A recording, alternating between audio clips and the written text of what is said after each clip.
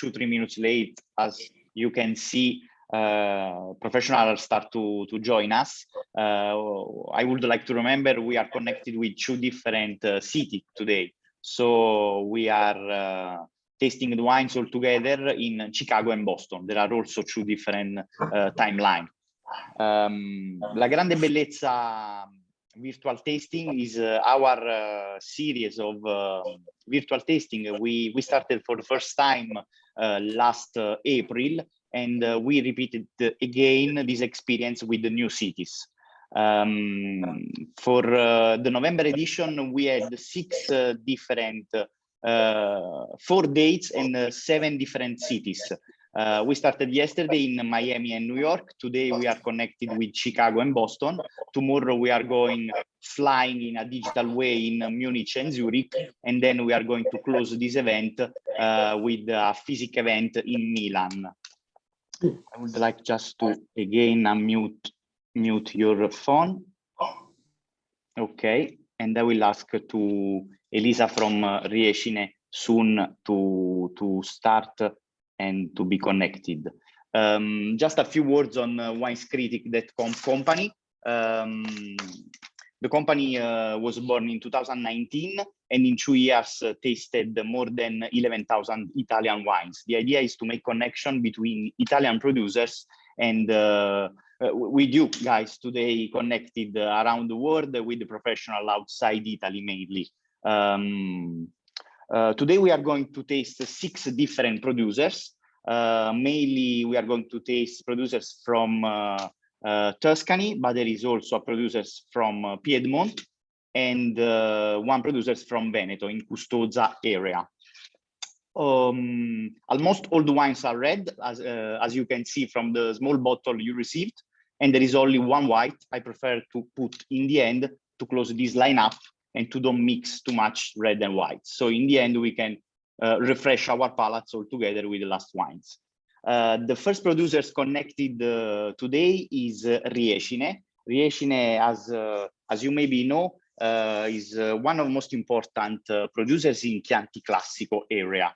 Chianti Classico is a territory made mainly in the province of Siena and Florence. In particular way, in this case, we are talking of Gaiole in Chianti in Siena Commune.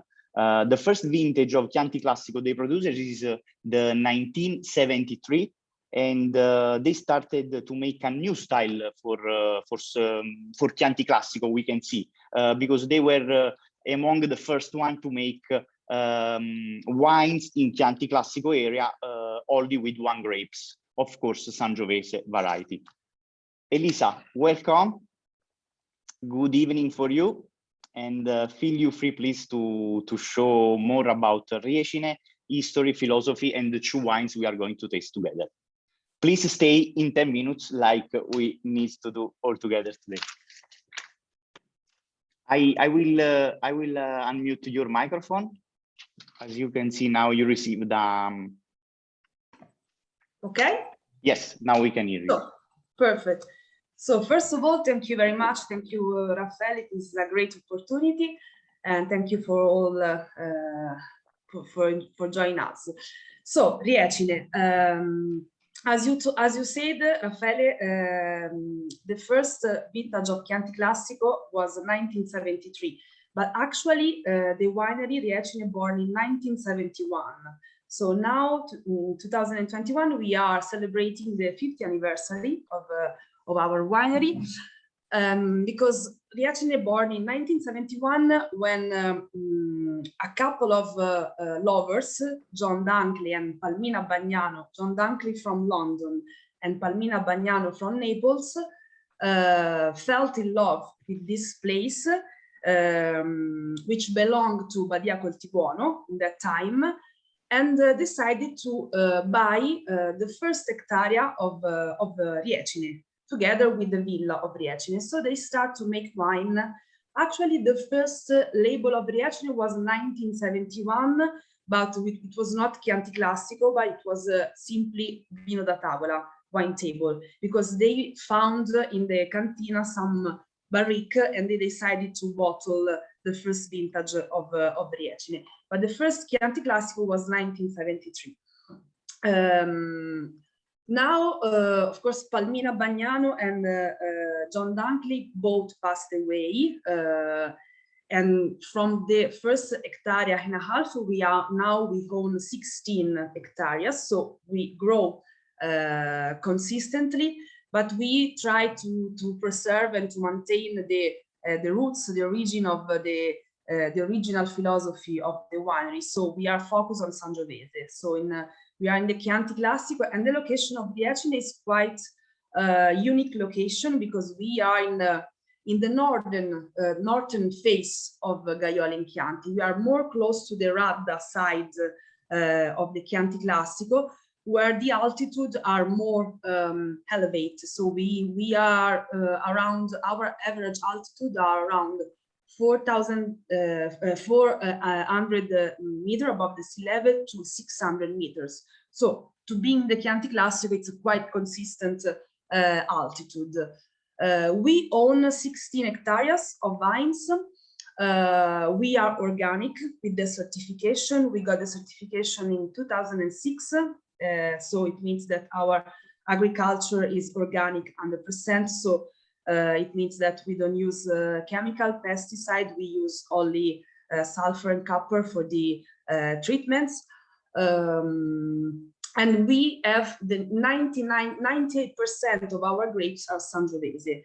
When I say 98, it's because a few grapes are of Trebbiano, so the indigenous grapes of the Chianti Classico. And plus we have a small plot, very, very small. It's like less than 1 hectare, less than half an hectare of Merlot. But in our wines, especially in the Chianti Classico and in La Gioia, that wine that we present now, we use Sangiovese, so 100% Sangiovese for both the wines.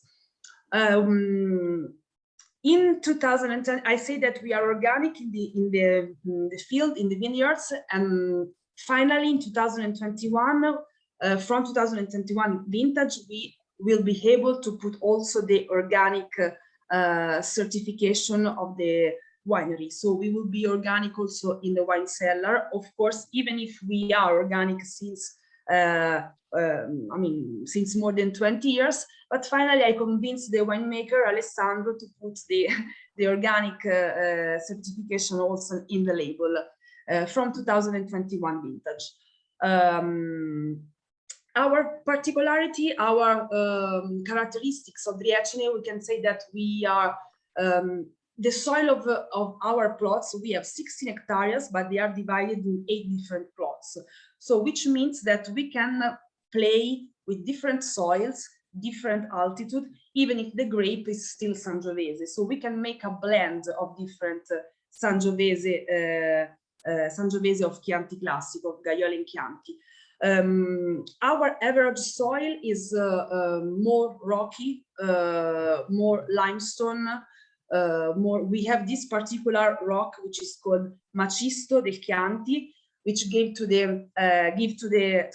our wines the elegant side, the minerality, the great acidity. So we are very well known for making elegant declination of Sangiovese. In the wine cellar, we really love to play with the cement tanks. We have 12 cement tanks for the fermentation that we are used for all the fermentation of our wines. And plus in the wine cellar, we use some oak, mostly oak from second, third, fourth, 5 and passage oak. So it's not barrique, they are tonneau of 500 to 700 liters. So it's more big oak. The wine that we are going to taste, because I know that Raffaele... Let's taste this wine together, absolutely. I would Yes. like to hear your vision on the two different wines. Yes. And then the next producers, like you said, we can also compare, because it's again Gaiole and Chianti. But Yes. your wines, like you can imagine, they are really transparent. There is a lot of energy in the beautiful part of the fruit. Yes, So, yes. So the wine that we're going to taste, it's of course our iconic wine. It's Chianti Classico. We made this wine since 1973, and this is the label. I don't know if you can see it. It's our historical label, very, how can I say, elegant and very clean label. The vintage is 2019, and so Chianti Classico, it's 100% Sangiovese since the first label 1973. So we want to preserve the traditional receipt of Riecine Chianti Classico. It's our business card wine because it's our quantity wine, and pass me the term. When I say quantity wine, it means that it's our most of our production goes to the Chianti Classico because we make every year around 50,000 bottles. So for us, that we are quite small winery, it's a consistent amount of bottles. And it comes from, the grapes come from all our plots in Riecine, or our 16 hectares of vines that we have. The harvest, it's quite, I mean, it's very easy to say. Our harvest, it's an handcraft harvest, so we pick the grapes by hand. We have 15 people take care of the harvest every year. So everything is our harvest is very, very slow because we start to harvest actually, and the harvest lasts like one month for all our wines. And then the Chianti Classico grapes goes into the vibrant sorting table where we have a second selection of the grapes. And then we go directly in the cement tanks. So we use the cement tanks, which is cement without any kind of glass inside. There is no glass, so it's not vitrified cement, it's pure concrete. So we start the fermentation for the Chianti Classico in the cement tanks, and then we keep the wine for around 13, 14, 15 months. It depends on the vintage, because being small and quite handcraft, we can play every year. We don't have a precise and same receipt for the Chianti Classico. So the aging timing is from 12 months till 15 months. The Chianti Classico goes into 3 different materials: cement X, 1 big barrels of 30 hectoliters of Grenier, and old tonneau. So we wait for the Chianti Classico 14 months. Then we open all the materials, we make the blend, and then we bottle the wine. We wait like other 3 months, and then we release the wine in the market. So the 19 was, probably you know better than me, was one of the best vintage in Chianti Classico. So our president of Consorzio, Manetti from Contori, said that it was one of the best vintage of the last 30 years. So it was perfect because all the seasons, all the year was completely balanced. So we had enough rain, enough ripening of the grapes, especially before the harvest. We had a very great excursion between the days and the night in the last week of September. So everything was perfect in 2019. It was a vintage to remember, of course. So this is the Chianti Classico. Then can I pass to La Gioia? Absolutely. Okay. Yes, you can pass there. And during your dialogue, monologue, if you can to tell us also how old are the vines, and if you changed a little bit, there was a conversion from spurred cordon to Guyot, or yes. What? So our average here of vines are different, because having 16 hectares of different plots, we can also have a different average of years. For the Chianti Classico, the old of the wines are like around 25-30 years.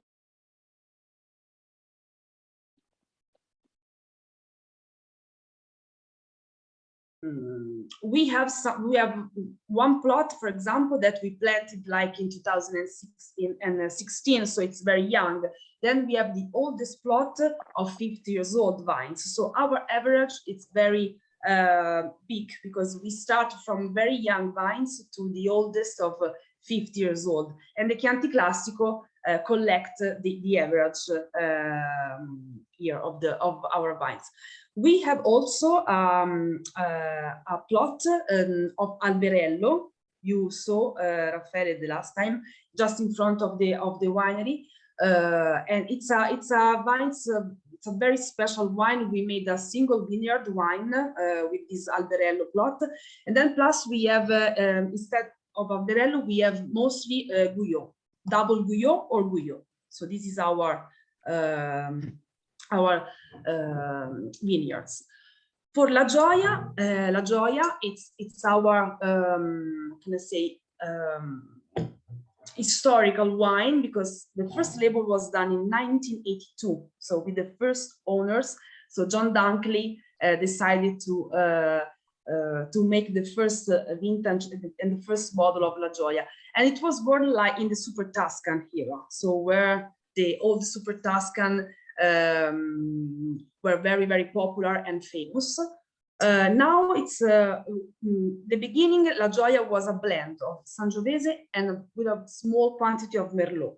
Since 2006, La Gioia is a Sangiovese 100%, and it's a selection of our Sangiovese grapes. So having different plot, different vineyards, we can collect every year the best, the most vocated grapes of all our production. Very tiny production, because we are around 7,000 bottles per year. So we can choose really the best grapes of Sangiovese. Fermentation in cement, and then aging for 24 months in tonneau of second, third, and fourth end passage. So La Gioia is our Super Tuscan's wine, but in a modern interpretation, a modern declination, because we wanted to underline the elegant side of Sangiovese as well, also in La Gioia. Here, the grapes, the vineyards are older than Chianti Classico. We are around 35, 40 years old vines. So it's, then of course we bottle the wine, and then we wait another 1 year minimum in bottles, and then we release the wine. This 17, that it's the vintage that we are tasting. Of course, in Italy and in Chianti Classico as well, it was not an easy vintage to manage, because it was very dry and quite torrid vintage. But honestly speaking, having very good altitude vines, we saved us in a very good way, especially on our top wine. So we were able to choose the best and the best grapes also in 2017, and we are very, very proud of the result of La Gioia, even in a very not easy vintage, of course. You can see from the glass, Elisa, it did not suffer too much. I mean, no. The wine is balanced, is precise, and there is lots of character, like we really like from your Chianti Classico and your La Gioia. La Gioia. If I would like to remember to our professional, they can raise up their hands on the bottom of the screen. They can use a button if they want to make any question to Elisa directly, or they can also type in our chat. Elisa, thank you very much for your time and for your presentation. If you are able to stay still connected with us, we are going to taste more wines, and then in the end there is 5 minutes, 10 minutes opened for all the comments. Okay. Thank you very much. I will See you be there soon. Grazie. Next producers in line is another producer from Chianti Classico area. And I'm really happy to present again Angelo from Rocca di Castagnoli. Like we said also yesterday, we had the chance to taste these wines also in New York City and Miami. Rocca di Castagnoli is a medieval fortress of the 10th century. And we are again located in Gaiole in Chianti. Like you will see from the glasses, it will be also interesting to put side by side the 2 wineries and all 4 labels, if you are able, with 4 different glasses. they are quite different in style, different in kind of spiciness. One is much more fruit driven. The other one is for sure, for me, richer in spiciness, actually. Angelo, are you connected? I am. I will give you the words again, and it's up to you to tell our professional more about Rocca di Castagnoli. Okay, in the meantime, hi everybody. It's a pleasure to be connected once again. Rocca di Castagnoli. Rocca di Castagnoli is a 900 hectares, let's say 2,000 acres wide, as a total estate. But only 92 hectares, 200 acres are devoted to the vineyards, to winemaking. We are organic, like Riecine. This is something very interesting in Chianti Classico, as I said yesterday, in the connection with New York and Miami. And the organic farming is something additional. I'd like to say something about the area because we work all with passion, and we want to give the best to people that have passion. So I don't like to speak about consumers. We are all wine lovers. And in order to appreciate something with a high quality, we want to give all. We want to give also something healthy. So, and a respect for the environment, because we are just speaking about our environment, our problems, and we want to give a contribution. So this is why, for instance, we respect the soil and the environment. We are sure that we get back something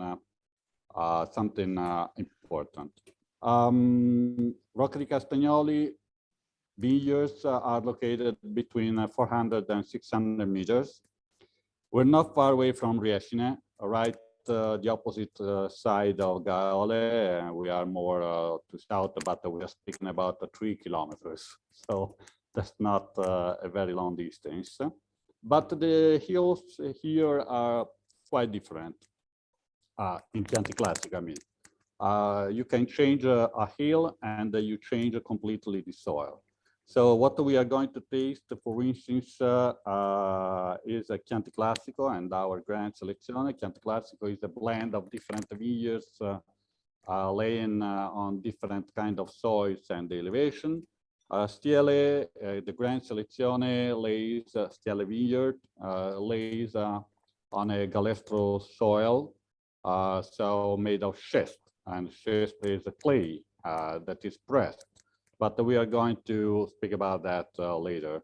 I'd like to underline also, as Raffaele said, how ancient is the wine estate. It was, let's say, founded as a farm in 1730 by Tempi family, a family from Florence. At that time, it was described as a model for that time, for the area. And I'm saying that we want to preserve that root, and so you'll discover later that we have a precise root, a precise DNA when I'll describe our wines. But also we wanted to have a look at the future, and for this reason we are testing different ways to produce wine, to age it, to make it, also by recovering ancient ways to do it. But I'll explain you better. We don't use only wood to age wine. As Riecine does, we use concrete, but also the amphora. And when we say about the trail for our vineyard, we use, of course, the Guyot and the pure pruned cordon, but also the bush vineyard, the Alborello as well. Why? Because different soils need different kind of trails. That's simple. So as you can see, it's quite wide our work. I'd like to start with the tasting of the wines, but just the last thing, the fortress. The fortress here is our cellar. We don't use air conditioning. We don't use anything that can consume power. We do all naturally. And that's our secret in the area, probably. So we are going to taste now the wines that Raffaele selected with us. Okay. Yes. So the first one is a Chianti Classico. Just a moment, I'll taste it with you. Chianti Classico is a blend because even if we are focused on Sangiovese, but Chianti was a blend, was born as a blend, and we wanted to keep that tradition. We believe in the blend, even if the Grand Selezione is Sangiovese 100%, but it's also beautiful to see the combination of Sangiovese 90% and 10% made with Colorino and Canaiolo.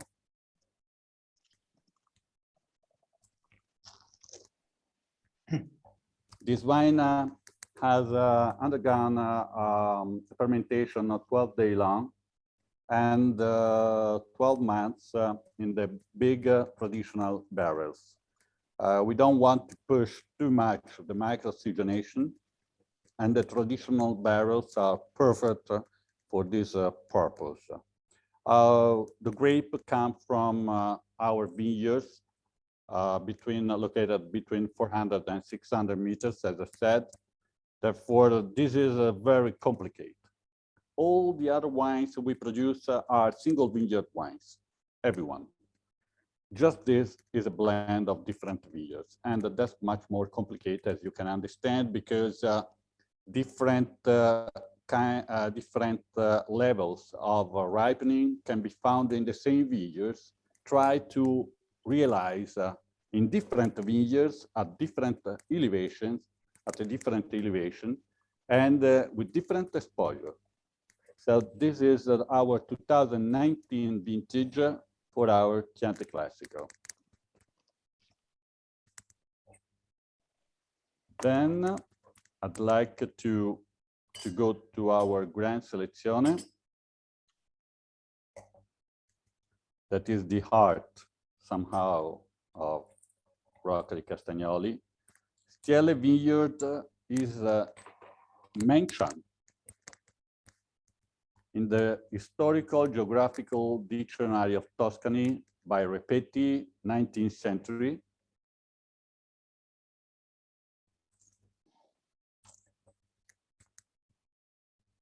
It was at the time a property of the church.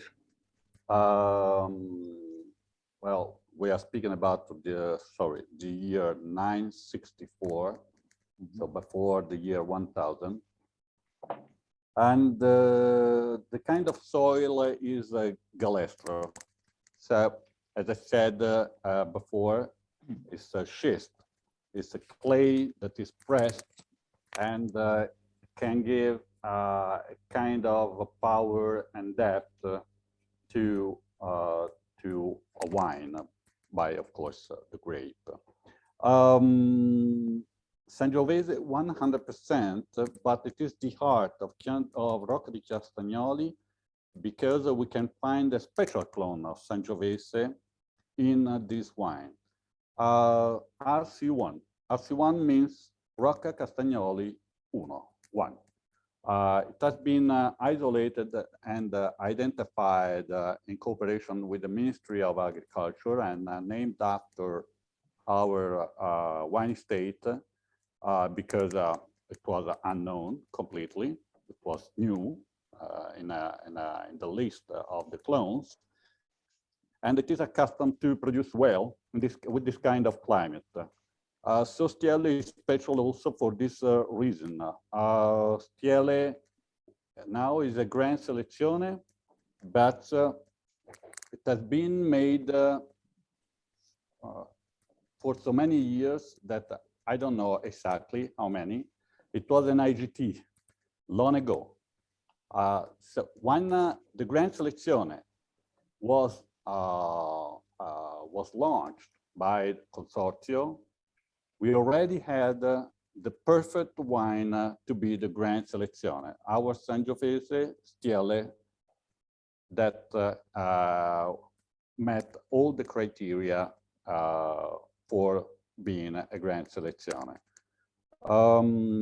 A bit longer fermentation compared with Chianti Classico, then 12 months aging process into the tonneaus, so the 500-liter casks, and another 12 months into the traditional wine barrels to make the blend.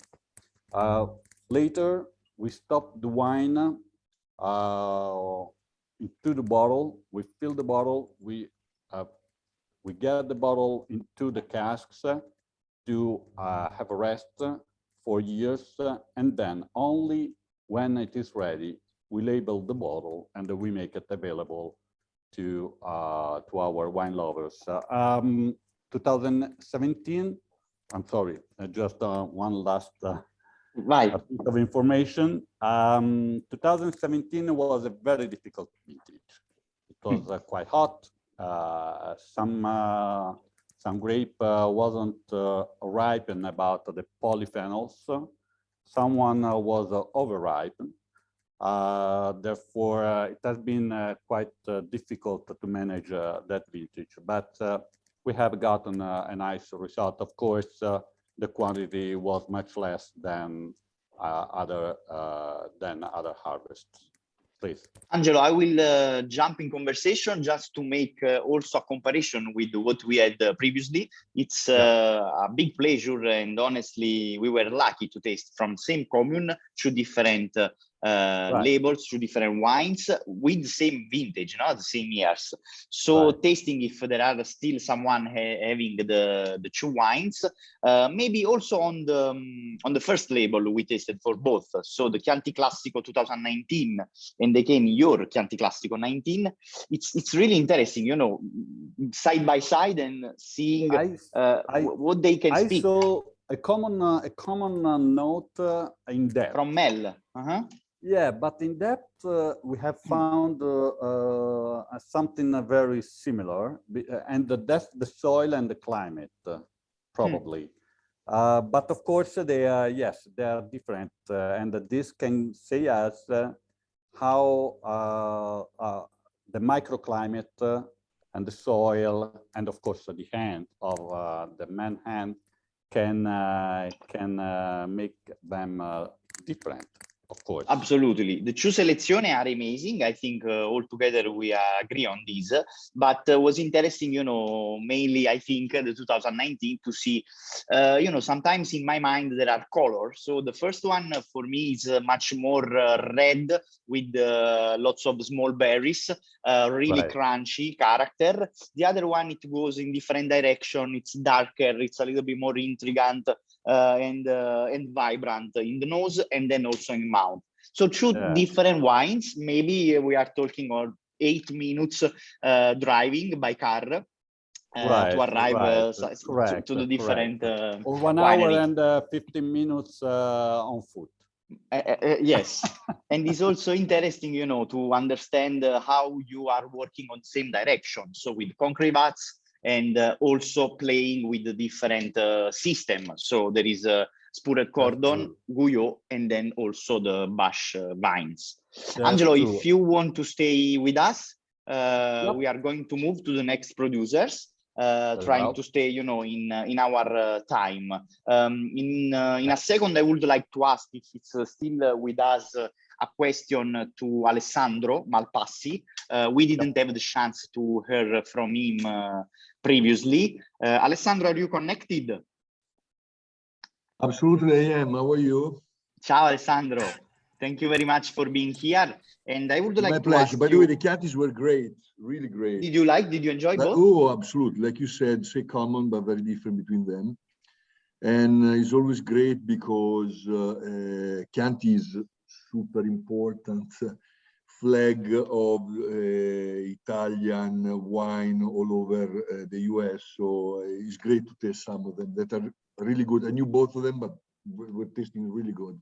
And 2019 has been said, has been an amazing vintage. So we're going to have a lot of satisfaction with this wine. So before we were talking about the market in the US. Yes, I would like to ask you more. Yes, about market. As Leo mentioned before, I live in Waltham, in Massachusetts, in Boston, and after COVID, the COVID period has been tough, in particular for restaurants. However, the stores were doing really, really good, in particular in this area. Now that the COVID situation is getting much better, has been much better for a little while, since last summer. So we have the situation in the restaurant that is getting definitely better. But we have different problems in the sense that now with the chain supply is a problem to get the product. So thanks God for Italian wines, the problem is not as big as many other products, but it's still tough. But it is good to see that people are going out a lot and the restaurants are packed. And as you know, Massachusetts and New England is a great market for Italian wine. We see that more than before because, as I said, finally after COVID, people are going out and the sales are raising. That's good. That's a good news, Alessandro. We hope to see always more, you know, like this. Absolutely. And also to be back soon to show more wines together on the city, on the different markets. Absolutely. Grazie, Alessandro. So stay with us.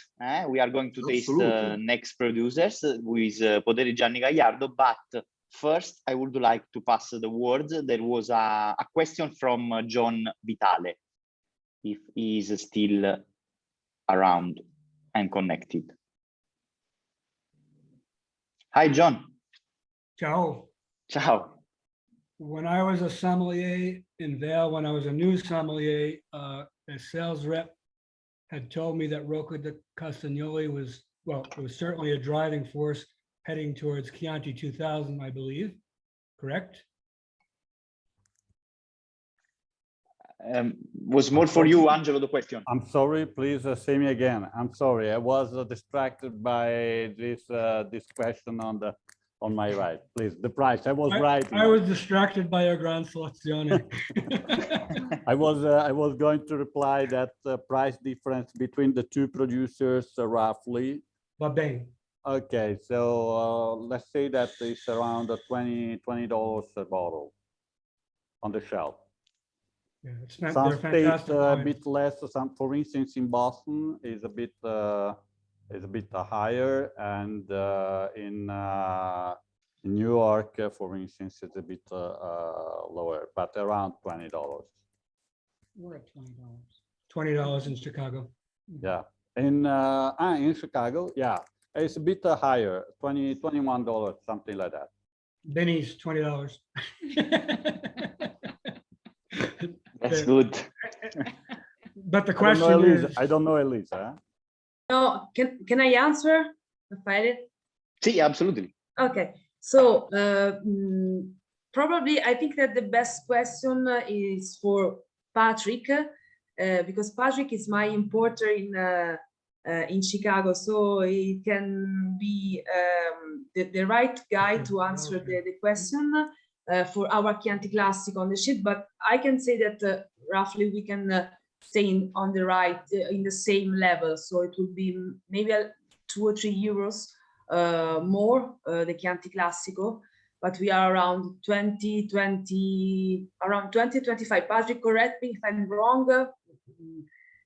Maybe you know better than me. If the wine is good, we'll pay it. Yeah. Agree with you, John. So the question for Angelo, when I was a new sommelier in Colorado in the early 90s, one of my sales reps, and to foremention, Rocca di Castagnoli was a driving force for quality. We all know that. And I believe for the project Chianti 2000, but the sales rep told me you were employing Cabernet Sauvignon and Merlot perhaps in the wines. Is that true? Chianti, well, we haven't, we are quite traditional about that. So that's a chance. I don't want to be at the same time Taliban, of course. Cabernet or Merlot or any other grape can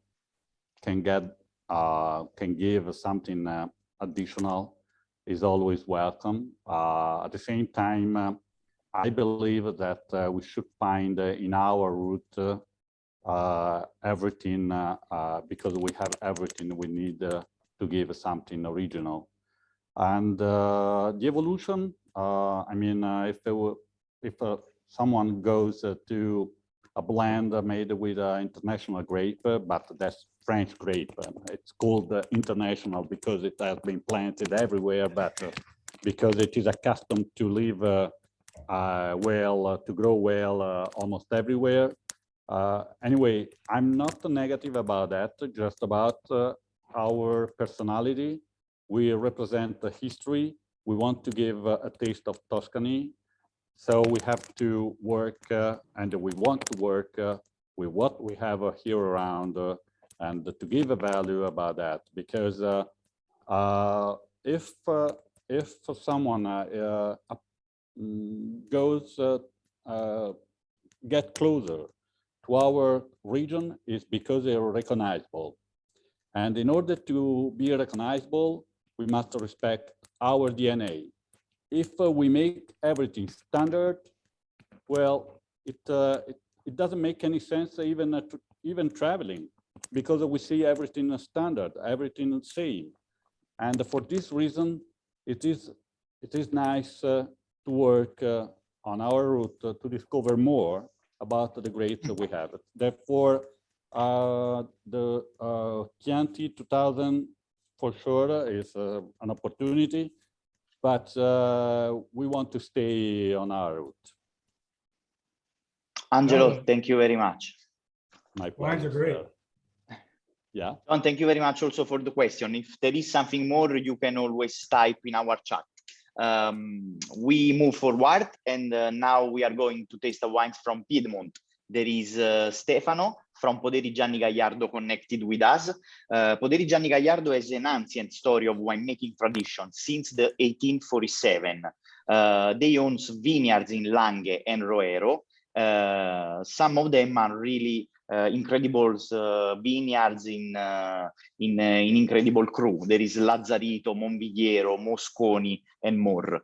We are going to taste today 2 different labels. The first one is a Nebbiolo d'Alba 2018 vintage, and the second one is Barolo del Comune di La Morra, a 2017 vintage. Stefano, welcome. Bene, grazie. Grazie a tutti. And thank you, Raffaele, for giving all of us the opportunity to share our passion. And you're right. Thank you, Stefano, for being here. My pleasure always, with a glass of wine in front as well. No? So yeah, you said right. My family is in the grape growing since a very long time. But Barolo came much more recently, because Barolo was the result of of a passion of my grandfather. My grandfather was a dolcetto producer in a village called the Diano d'Alba, which is just facing, almost overlooking the Barolo zone. So the Diano d'Alba is almost like a terrace over La Morra and part of the Barolo area. And this was a temptation to him that was very strong and became stronger and stronger over the years. And so he was kind of spending part of his life to get ready and also to be able to purchase one vineyard and the cellar and in La Morra. And this was 1961, so much more recently.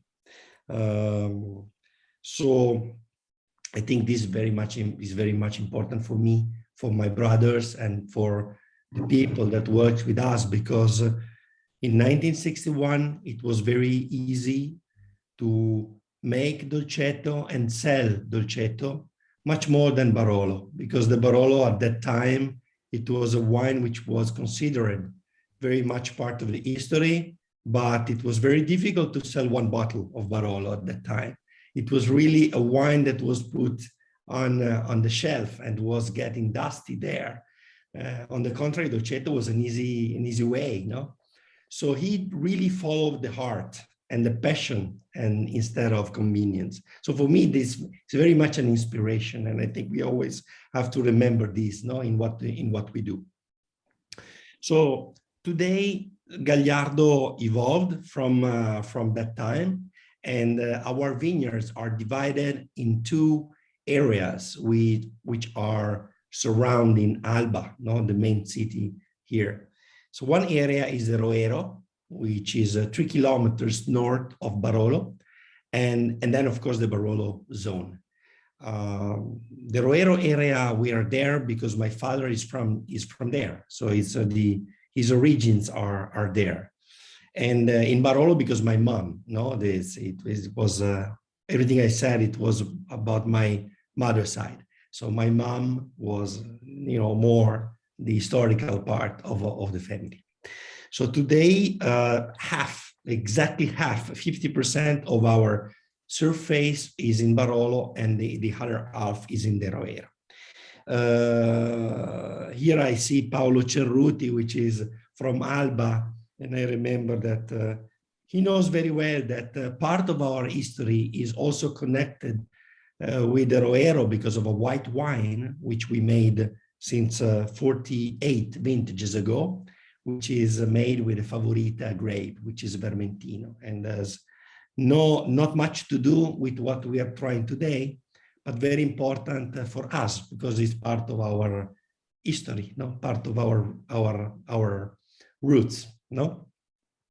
And but Nebbiolo, I would say it's for sure our most important grape today, because as you know, we have small parcels here in Barolo, and we have small surfaces, and so the number of our labels is pretty high.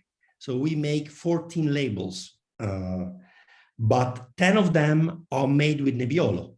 So the large majority of our wines are made with these fantastic grape, which I personally think is the best grape of the world. But of course, I'm here, so I grew up with it, and so this may be the reason why I love it so much. No, so so I don't say on my bottles, I don't say about organic certification. I don't tell about biodynamic activities we do in our vineyards. We don't say all of these things because I think more and more this must be normal. This must be something that is more and more for granted.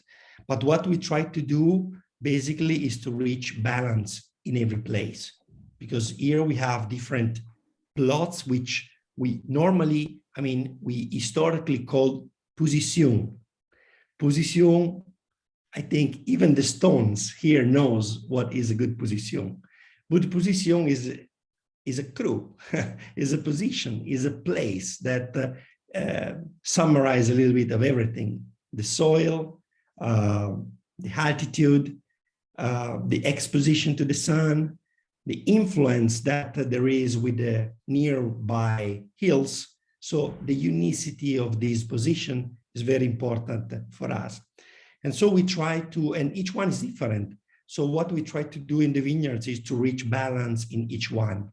In some places, this means few more bunches on the plants. For example, in the places where we have a bit more energy, in the places where we have a bit more exposure to the sun or the heat, or we have some air currents that basically delivers a bit more energy into the place.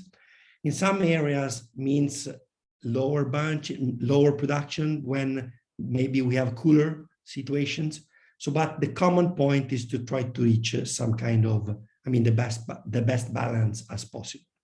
So today we have 2 single vineyard wines made with Nebbiolo, but they come from very different areas, because the first one is from the Roero area. The name of the village is Monticello d'Alba, which means nothing. And I think there is many Monticello villages or areas around in the world. It's like Santa Maria, no? We have some words that are like very global at the same time. So Monticello is the village of my father in the Roero. And this is a plot which we planted in 1998, actually. So we vinified it for the first time in 2002, and we immediately felt that there was an identity that was pretty unique and different and strong. The plot is 1 hectare and 25.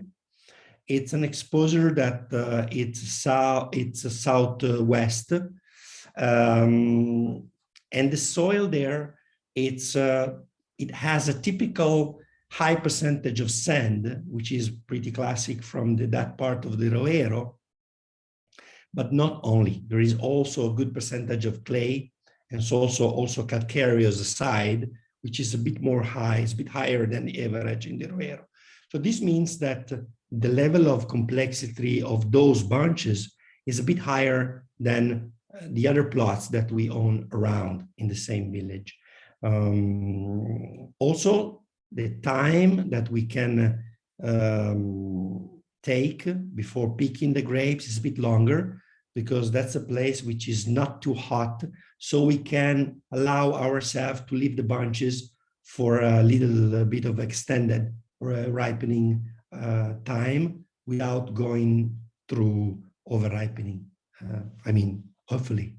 And I think in the San Ponzio, we have like a fingerprint in terms of nose, which is pretty consistent over vintage, which goes from these balsamic notes, these herbs like rhubarb, this dark herbal note, which is pretty consistent over vintages. So that's why I like to call it the fingerprint of the place, of that position.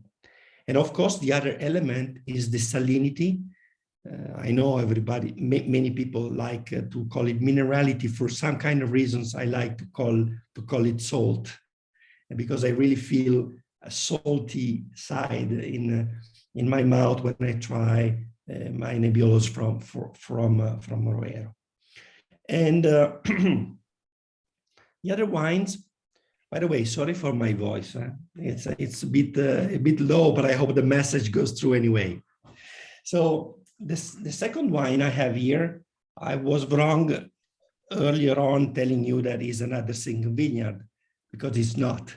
This is a combination of 2 plots. Stefano, can you just give me 1 minute? Sorry to interrupt you. Before to taste also your Barolo and to pair with the different area and vintages, like we said, I would like to introduce Niccolo Innocenti.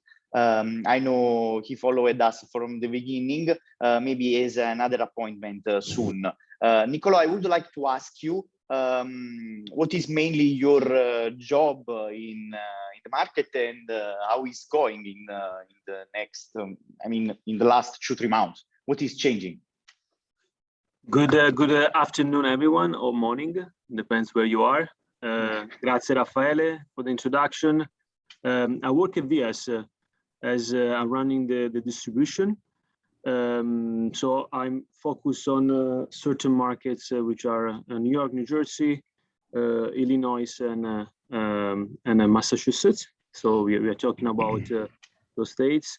VS, it's for many of you, you know, it's a importer and a distributor that started in 1985 with the idea to represent grapes from Italy. So it was started like a project of education, and then it became a new business model. So how's it going here in United States? It's going better, you know, in all the aspects. Very difficult to predict how the market will react in the next month, but you know, so far we are seeing a good pace in all the markets, and we starting to compare everything with the 2019 and not 2020. We from October, a lot of corporate office came back, so that's brought a lot of new revenue to restaurants and off-premise, and the same for theater and other gathering social places. So let's say that overall, the last 3 months are going very well. Massachusetts, for instance, it's has the same number revenue of 2018 and 2019, and Illinois is trending 50% up versus 2020, and more or less it's like 10% up versus 2019. So it's going well. It's going well. We are, of course, having some problem as everyone on for the disruption of the supply chain. So it's everything, all the prices, and I don't want, I mean, everyone say the same, so I don't want to just be redundant, but you know, we're having serious problem on keeping item in stock, timing, of course, the good, keeping a good inventory, and of course the prices went up for everyone, not just as a supplier, but everywhere, you know, restaurants. I think it's a problem over all the industries. Well, we've seen that producer, of course, are taking a beat, and we're taking a beat for the supply chain, that it's went up a lot. You know, if you want to, you know, before was let's say 2, right now is 10. Just to give you an idea of, and sometimes we have even to ask, please put our pallets in the next container. So, and this is from Italy, and you know, other part of the world, South America, Argentina, it's even worse. Thank you very much, Niccolò. I have just a question for you. What do you think about a virtual tasting, and how did you find the wines we are tasting today? I mean, very happy to see Chianti Classico rocking. I'm from Tuscany, and I love Chianti Classico. So I taste both the wineries.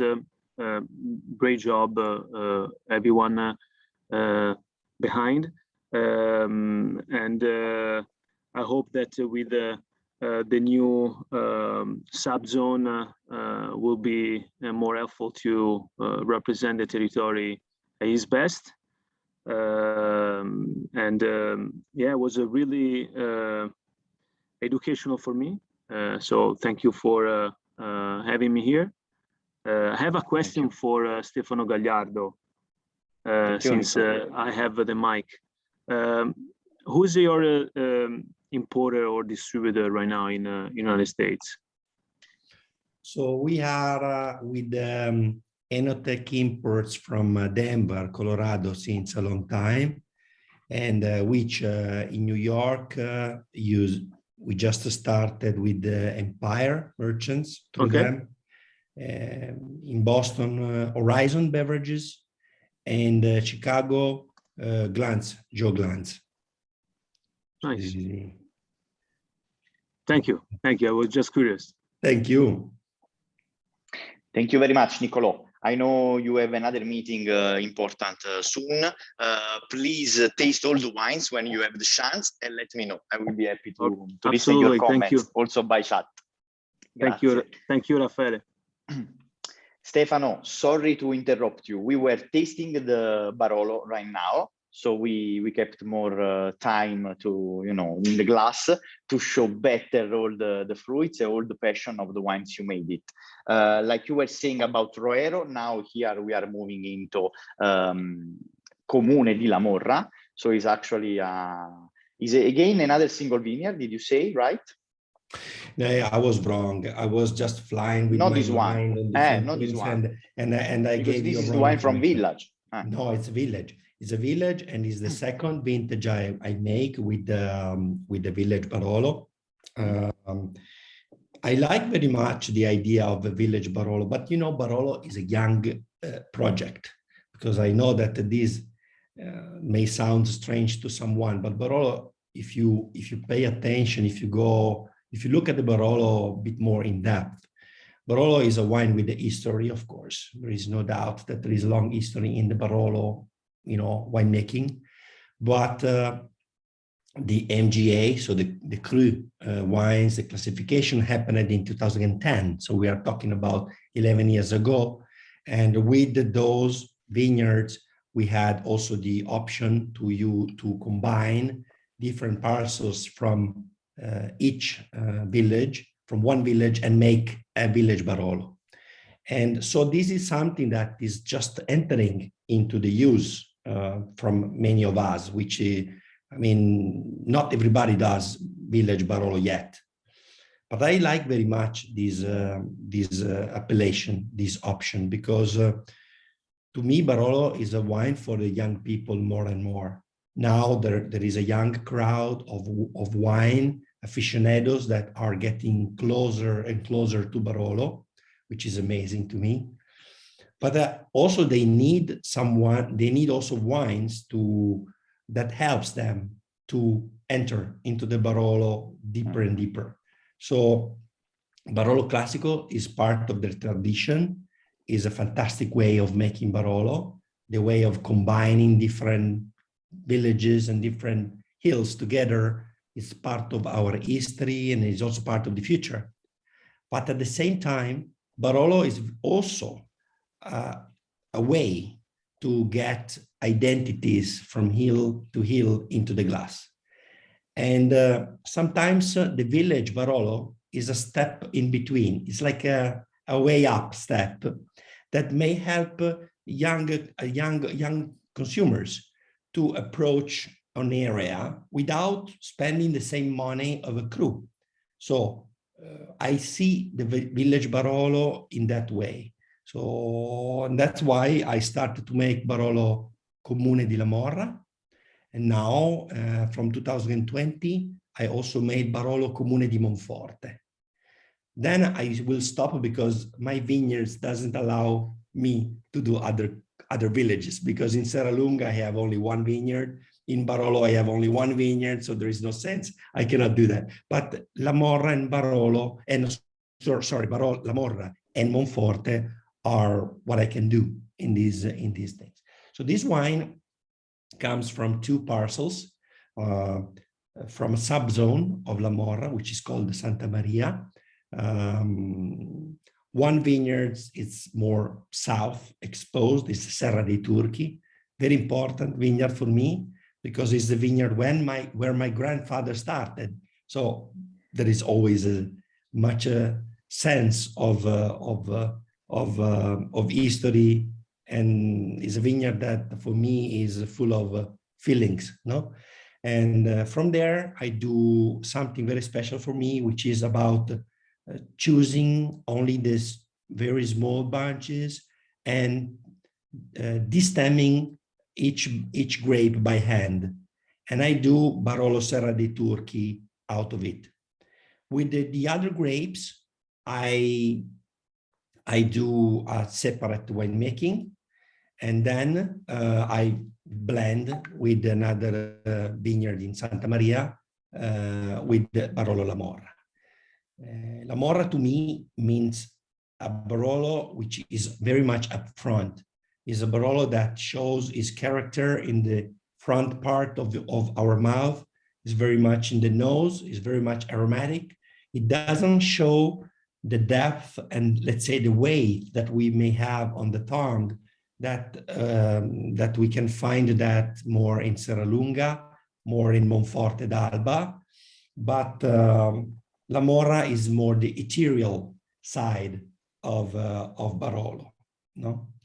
And so this is it. Yeah.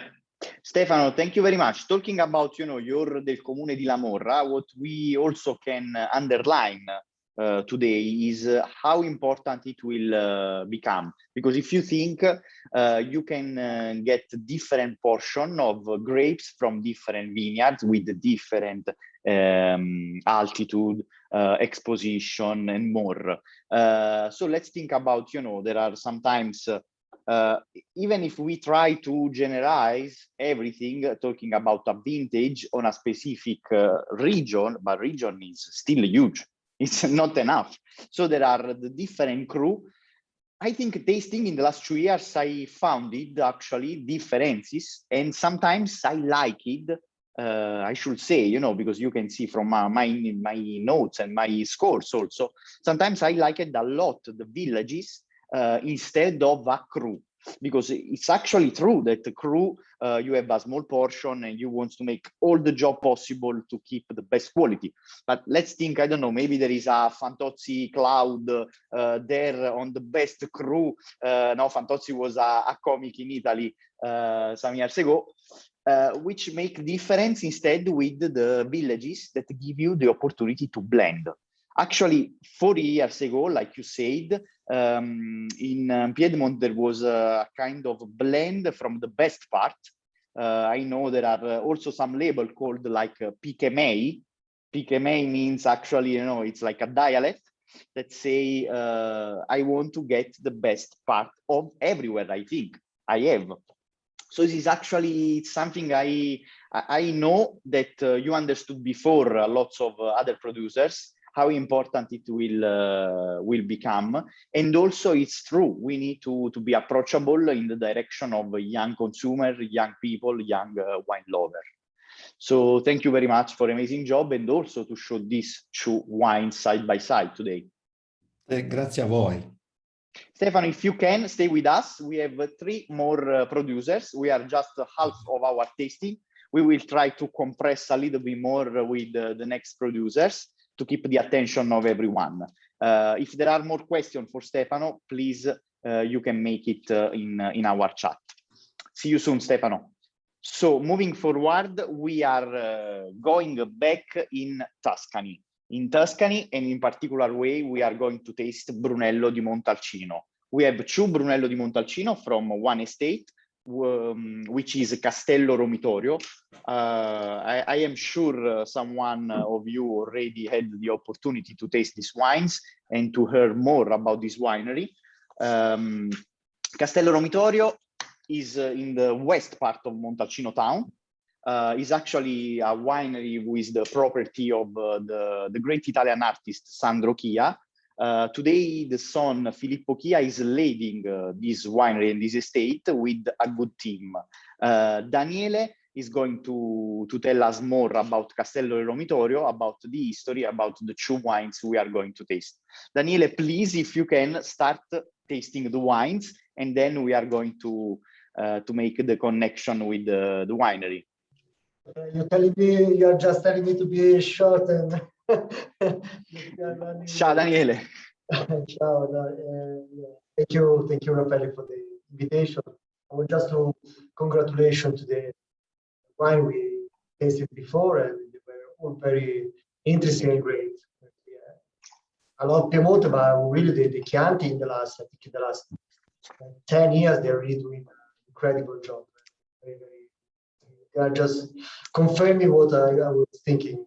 You know, the Chianti here, I think they're really, really doing a great job. We are in Montalcino. We are, of course, Sangiovese producer. Castello Romitorio, it's a small winery, and the characteristic of the winery is we are located in the north part of Montalcino. North part of Montalcino means high altitude vineyards and cool climate. Just to make it very simple to the people that maybe is not so involved in the area. Montalcino is a small town but big territory, so great wines, but very different according to the location of the vineyards, to the philosophy of the producers, and the wine style. So Romitorio is mountain Brunello, high altitude, cool area. So what you can get in the wine, it will be, of course, a lot of energy, vibration, finesse, and elegance.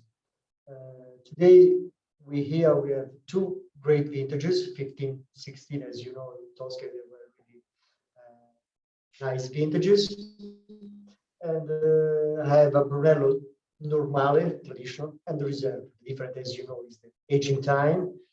And that the Reserva is not produced every year, but we try to make just where we consider that it really makes sense to have a Reserva.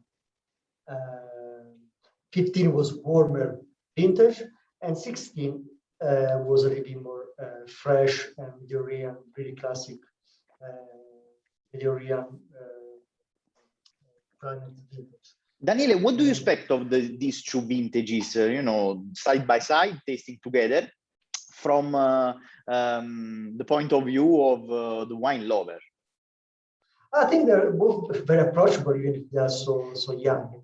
I think you can really enjoy this wine already, but of course, we need time, especially the Reserva version. It's going to be more like a complexity coming out in a few years. Not so many years, because I'm not a big fan of old wines. I think they are really approachable, and really proud of the job. I think when we create a good balance in the wine, you have a lot of fruit, a lot of nice tannins. When the vintage is helps you, it's less is more. Too much humble. They are not at all simple wines. They are great wine we are tasting.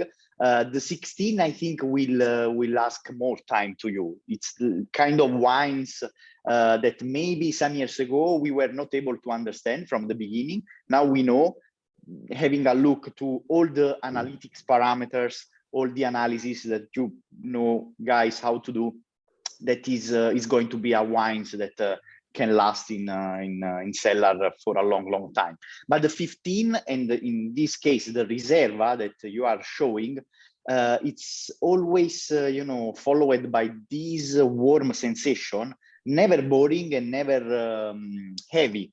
So what I really found it in the big differences between two is this kind that the Reserva has something more to show right now, in a good sense of in the round style, with this kind of ripe tannins. In the other one is a little bit more compressed and needs time, like I think maybe most of us. For sure.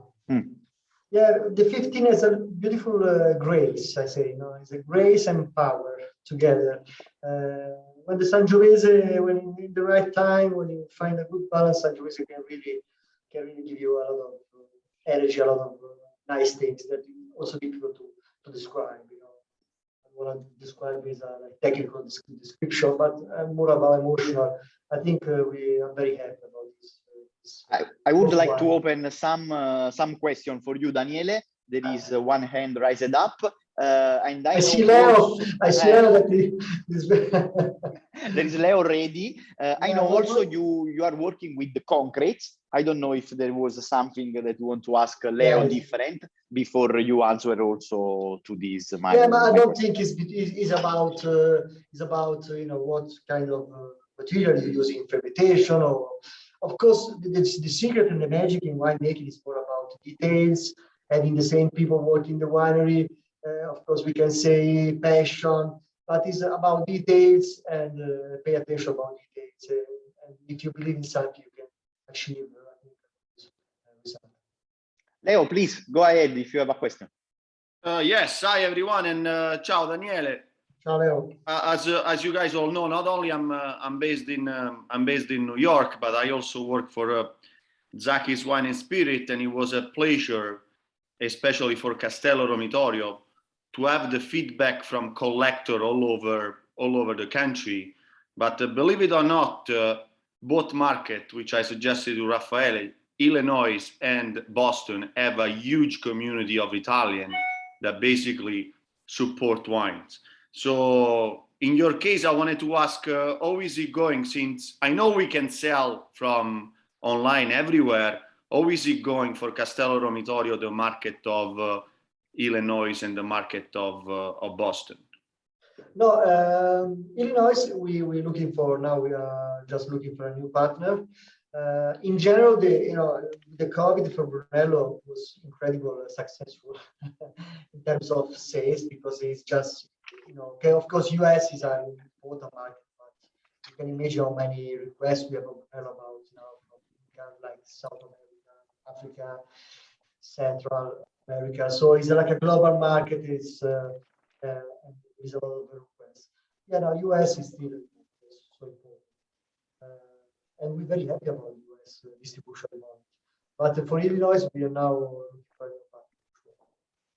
And winemaking side, it's still overlooked by Carlo Ferrini, but you guys have your own in-house winemaker talent. Yeah, we have our Stefano Martinez, our winemaker, and the Carlo, of course, so comes and give. So tell Stefano he's making life easier for Carlo. Yeah, we have Stefano Martinez and Carlo is of course always a good. Nice person to sit down and think what he thinks. He's a great professional man. Daniele, I have a question again. Thank you very much, Yes. Leo, for the question. What is changing in the last 2 years in the winery? There is something changing, not only on the style of the wines produced, but also on the market. If you are making something different, if you are going out with the different expression of wine. What we have a great now making, I think, nice, much more interesting wines is just because I don't know, in the 16 and 17, having vineyards in the north part of Montalcino was not very, maybe the best at that time. Everybody today talks about global warming. I don't want to talk now about like marketing, but it's true. Here now we can get a really nice balance thanks to this high altitude, and we have completely different season, completely different harvest now, and climate. I think in this area now, a lot of producers, they are making a great wine in north part of Montalcino. When we have vineyards, I see a lot of producers moving the vineyards in a high elevation part. And honestly speaking, Daniele, I will ask to you because producers may not answer me, and some winemakers too. I just tasted the 2017 vintages, more than 130 Brunellos. I think they show it really well. In a vintage like that, your experience now, your knowledge, it gives you the opportunity to play a little bit with the different vintages too that you have in cellar, because after 17, which was actually a little bit warm, a little bit is an euphemism, there was the 18, much more Mediterranean style, and then the 19, that was another great vintages. So how can you approach the 17 to make an incredible wine too? Like every producer, you have to know exactly what you are doing, and like 17, for example, we cut the production, we try to make less and try to make reliable wine. 18, for us, it was a little bit more difficult because the area. And 19, what the user from Riecine was saying, was a great vintage and everything was easier. So you have to just, you know, every year focus with the vintage and compromise and make your valuation. And if you have like a nice team, and always is a team job, and you have to consider all the different opinions and different point of view and try to create a good, you know, decision for the best, for the interest of the winery and for what you're doing. But it's not always possible, of course, it's agriculture. It's always possible. Last question for you. When are you going to launch on the market your bomba? I had the pleasure to taste. Because today we present in the Normale and the Riserva, there are two Brunello, but we also have a single vineyard, called Figo di Seta, and this year, for the first time, we will be presenting a Riserva of this single this crew, and it will be released in January. For sure. In January, okay. Okay, if you have the chance, guys, you should taste as soon as possible with this wine. Bombettina, no, bomba. Okay, thank you very much, Daniele. Stay with us. We are going to taste another producers from Tuscany. We are going closest to the coast, so we are going in another important area, one of the most important for sure, what is called Bolgheri. And the next producer is Podere Sapaio. Podere Sapaio was founded in 1999, thanks an idea of Massimo Piccin. The estate has 26 hectares of vineyards for the production of 2 labels. They produce Volpolo and the Podere Sapaio. They became organic certified from the vintage 17, and Greta should be connected with us to better explain the winery, the wines, and their philosophy. Ciao a tutti. So first of all, thank you, Raffaele, again for Ciao Greta, grazie a te. For this La Grande Bellezza, because I really miss traveling, so this is a good and nice restart, no? In order to taste together and see some faces. And so yeah, Podere Sapaio, I would say, is a pretty young and a small winery, and as you said, it was born in 1999, and the owner is Massimo Piccin. So Massimo, since the beginning, wanted to focus on 2 wines, so Volpolo and Sapaio, 2 blends based on Cabernet Sauvignon, both. And yeah, we have 26 hectares now. The first property had 8 hectares. We started to plant in 2000. So now the vineyards are around 15 and 20,000 years old. And we have the 26 hectares, 16, 17 now, because there is the small new hectare in Bolgheri, and 9 in Bibbona, that is a small village close to Bolgheri, no? And what we did since the beginning was to plant all the different varietals we have, so Cabernet Sauvignon, Cabernet Franc, Merlot, and Petit Verdot, in the different kind of soils we got in Bolgheri, because Bolgheri, even if it's a really small appellation, is 1,300 hectare total vineyards with 6 million bottles and 63 wineries, more or less now, has really great varieties of soils. So we go from sandy soil, clay, gravel, then a mixture of these soils, so sandy and clay, sandy and gravel. So what we did it was to plant all the different varieties in the different soil in order to have all the different expressions of the different grapes in the different soil.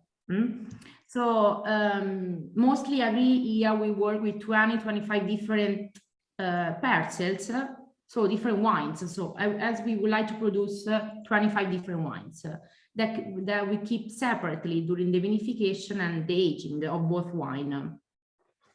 So just the label. So today you have the Volpolo 19 and the Sapaio 18. So just so you know, Sapaio 18 is not on the market yet. It will be released from 1st of December, so in less than a month. And as I told you, both are blended based on Cabernet Sauvignon.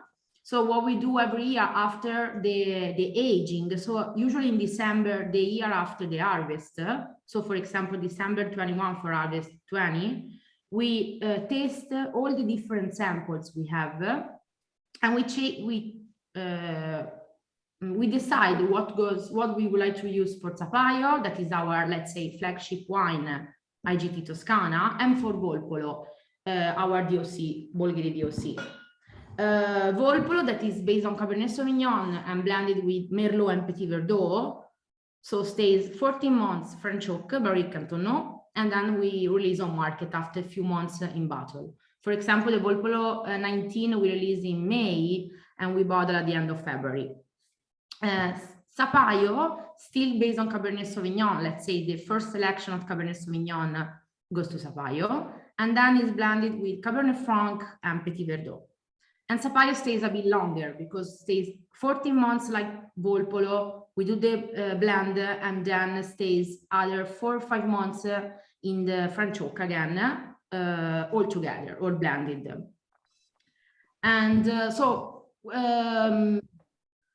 yeah, we decided that since the beginning, as I told you, to focus on 2 wines, so small production, and especially for Sapaio. So for Sapaio, now we are around 12,000 bottles, no more. As Elisa said at the beginning, the 19 also for us is the best vintage ever, honestly. We don't have a long history in vintage because the first vintage was 2004, so we are now experiencing new vintages, but the 19 was I would say perfect about climate, about timing, right timing of rain, of heat, of sun, everything was perfect. And the 18 was really good too, honestly, but it got this 2017, so the year before that was a bit difficult and tough, no? It was hot, especially really dry. So let's say the 19 got its back covered, no, already. The 18 started a bit more stressed because it got the 17 was dry, so no, a lot of water stress, the 18. And so at the end of the 18, because also we got a bit of storm during the spring and the summer, it was difficult to manage. So the production was a bit lower, I would say way lower, but the quality is still really nice. It's more to the fruity and softness, the 18. The 19, as I told you, was perfect about climate and has a, I would say, higher acidity than usual. And yeah, a lot of elegance and I jump in your conversation, Greta, just because I am jumping in your conversation just because you said about the 18, what I really think that actually was harder and you had a lower quantity, which is actually what I love about these vintages, because actually was important and there was a lot of rain from April to June, July, more or less. So it was important for the grapes and for the vineyards, but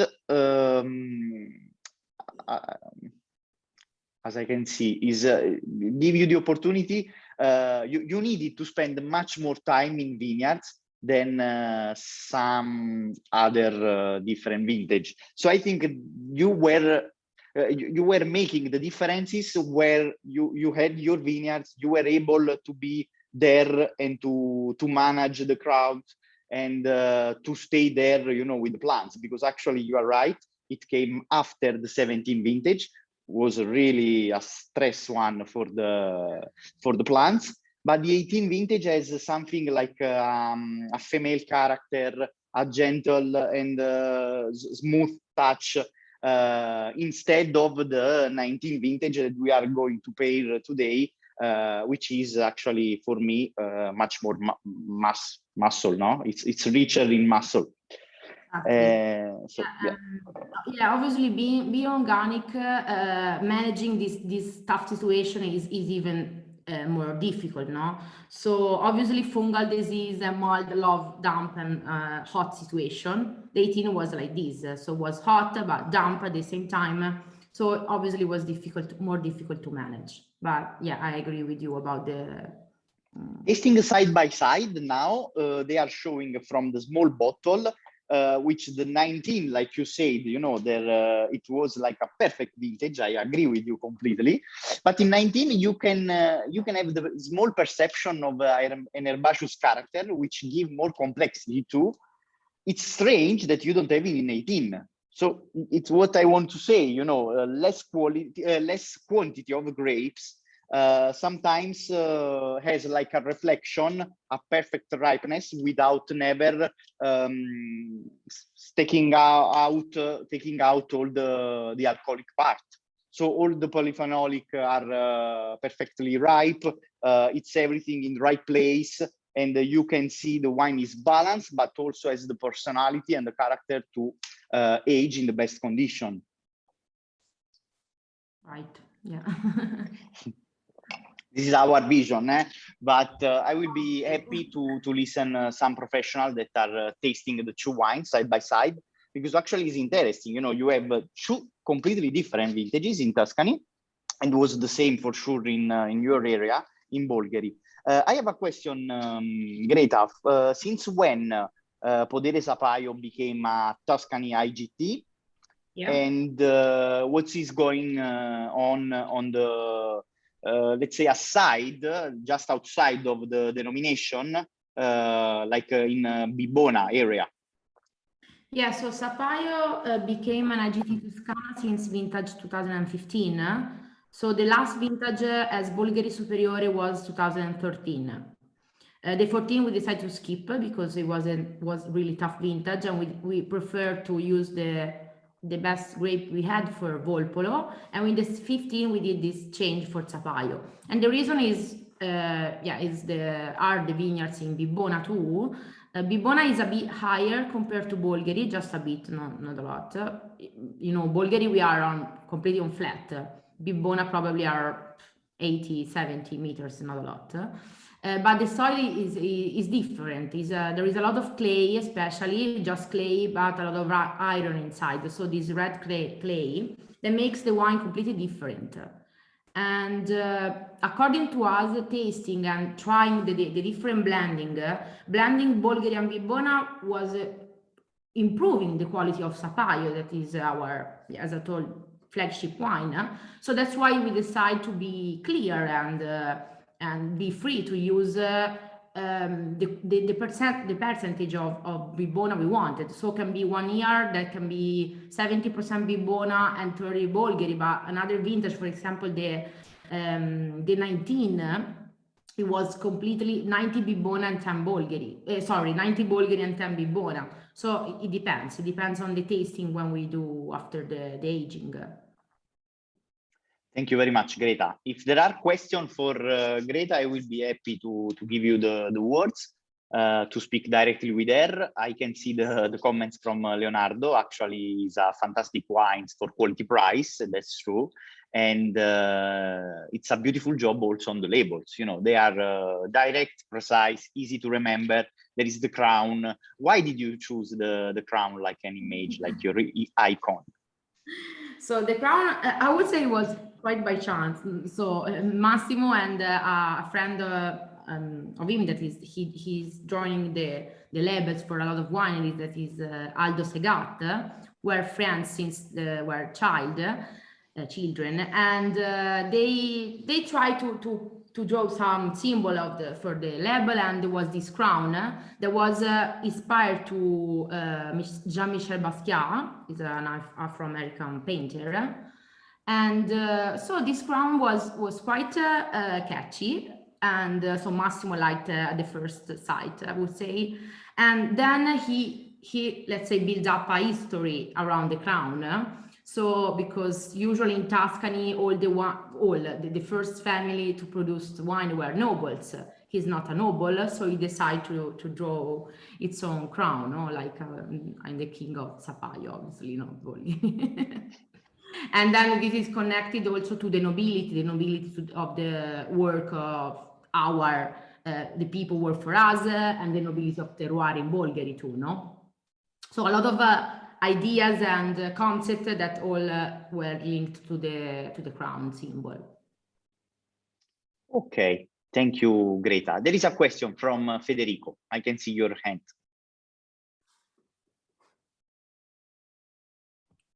Ciao Fede. Ciao Greta, come stai? How are you? You? I'm very good. I'm very good. As you know, I'm one of, the best fans of your wine. So thank you. Talking about the crown, I recently discovered that there is another brand that, oh, you know that, right? I got your message. Oh, you got it. I'm not happy about it. I'm not happy about that. Neither, but they put another top. There is 5 here. We have 4. Okay. So the other one is a copy of Rolex and Podere Sapaio. Just a double copy. Gathered.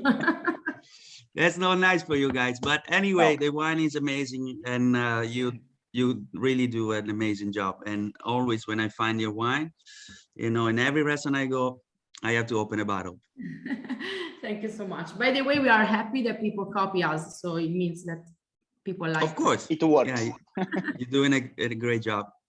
Thank you, Greta. Nice to see you guys. Federico, grazie. Thank you very much. There is Domenico also with the hands raised up. Domenico, thank you very much for being with us. Please feel free to ask something. So the difference with the Fu Toscana and the difference of Apollo, what are the varieties? And I know it's Cabernet based, but the 18, you could see the extraction. Is there longer soaking time, extraction, punch downs with this? Because you can see the color is much more different than the 19. Yeah, so sorry, I didn't catch the question. What are the grape varietals in how much more difference? I know they're primarily Cabernet Sauvignon, but is there Petit Verdot more in 18 or something else? Both, based on Cabernet Sauvignon, the selection is different, so the soil is different for both. And then the 18 got a bit of Cabernet Franc and Petit Verdot. And the Petit Verdot is almost 20%. Okay, you can see that's why it's darker. Petit Verdot gives a lot of power and color, to the wine. So we also use for Volpolo, but the percentage is a bit less.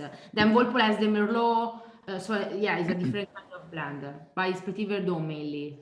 And then Cabernet Franc and Cabernet Sauvignon, so all the tough grapes. Thank you.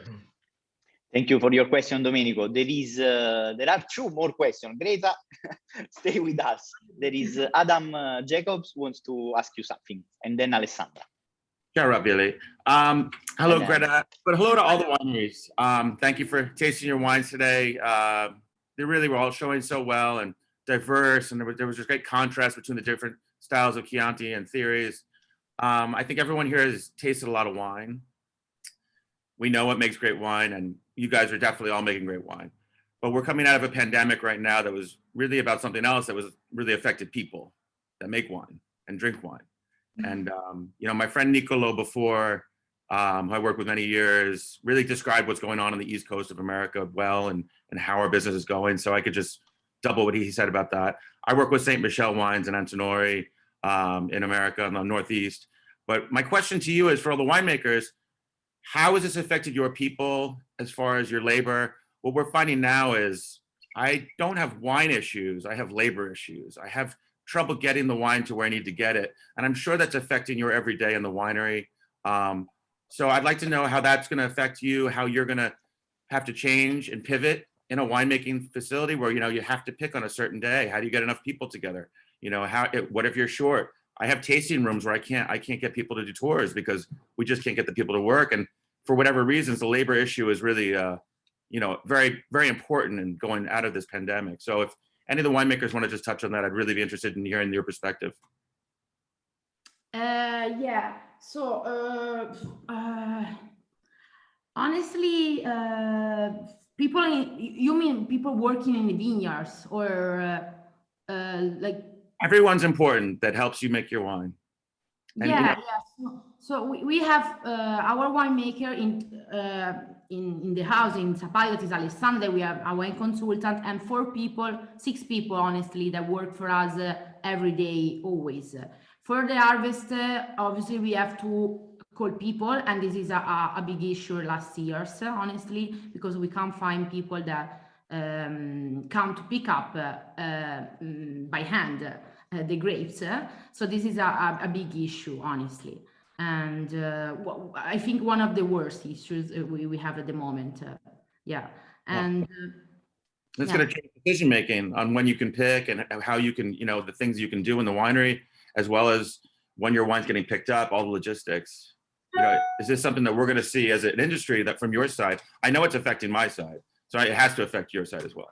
It affects our side too, obviously, because there were in this year many delays on shipping. So also for the wine is a problem, because first of all, it can damage obviously the wine, and also is slow all the sales and everything. So it's become a big problem, and it's also a big problem for us now is getting the material. So all the boxes and capsule, I don't remember the name of this one. So they tell us that it takes 3-4 months in order if you order now. So at the end, if we don't speed up, we can be without any material. We don't know where to put the wine and stuff. And also the price is increased crazily, like 30% more for all the materials we need for the bottles.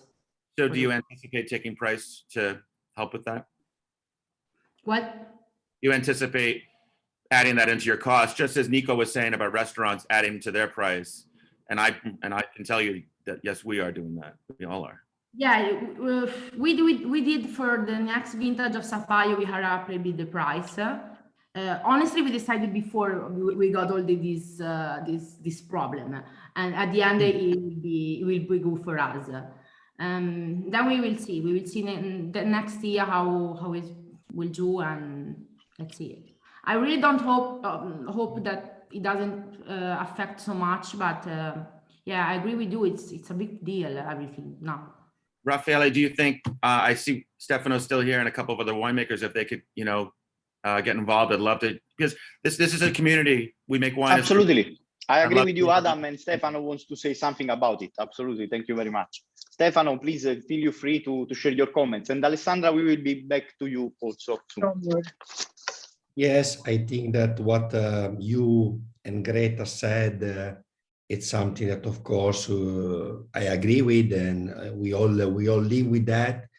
But I think at the end of the day, our field so far was kind of blessed, I would say, because I would say that the first lockdown and also the following we had in Italy, they were pretty tough. They were very, very serious and tough. But fortunately, the rules in Italy allowed us as a winery to keep working as we needed, because there was let's say a group of companies that could keep work, for example, as everywhere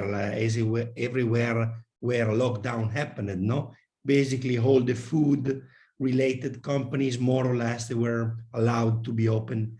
So basically our vineyard activity, our cellar activity never stopped. And when we had people close into the apartments in the cities, we were anyway able to go to work, to do our job. And so I think that we were definitely blessed about that. That was special. And so basically we had no direct impact in terms of production. What the impact that we are having now is definitely what you just said now, because of the raw materials, because of the delays of the logistic, everything, you know. But I like to think positive, and I like to see the good side of, let's say, of the medal, and I feel lucky. I feel lucky because of course, as everybody of us, we know people in the restaurant business that had a very different kind of lockdown. So about that, I think that is good.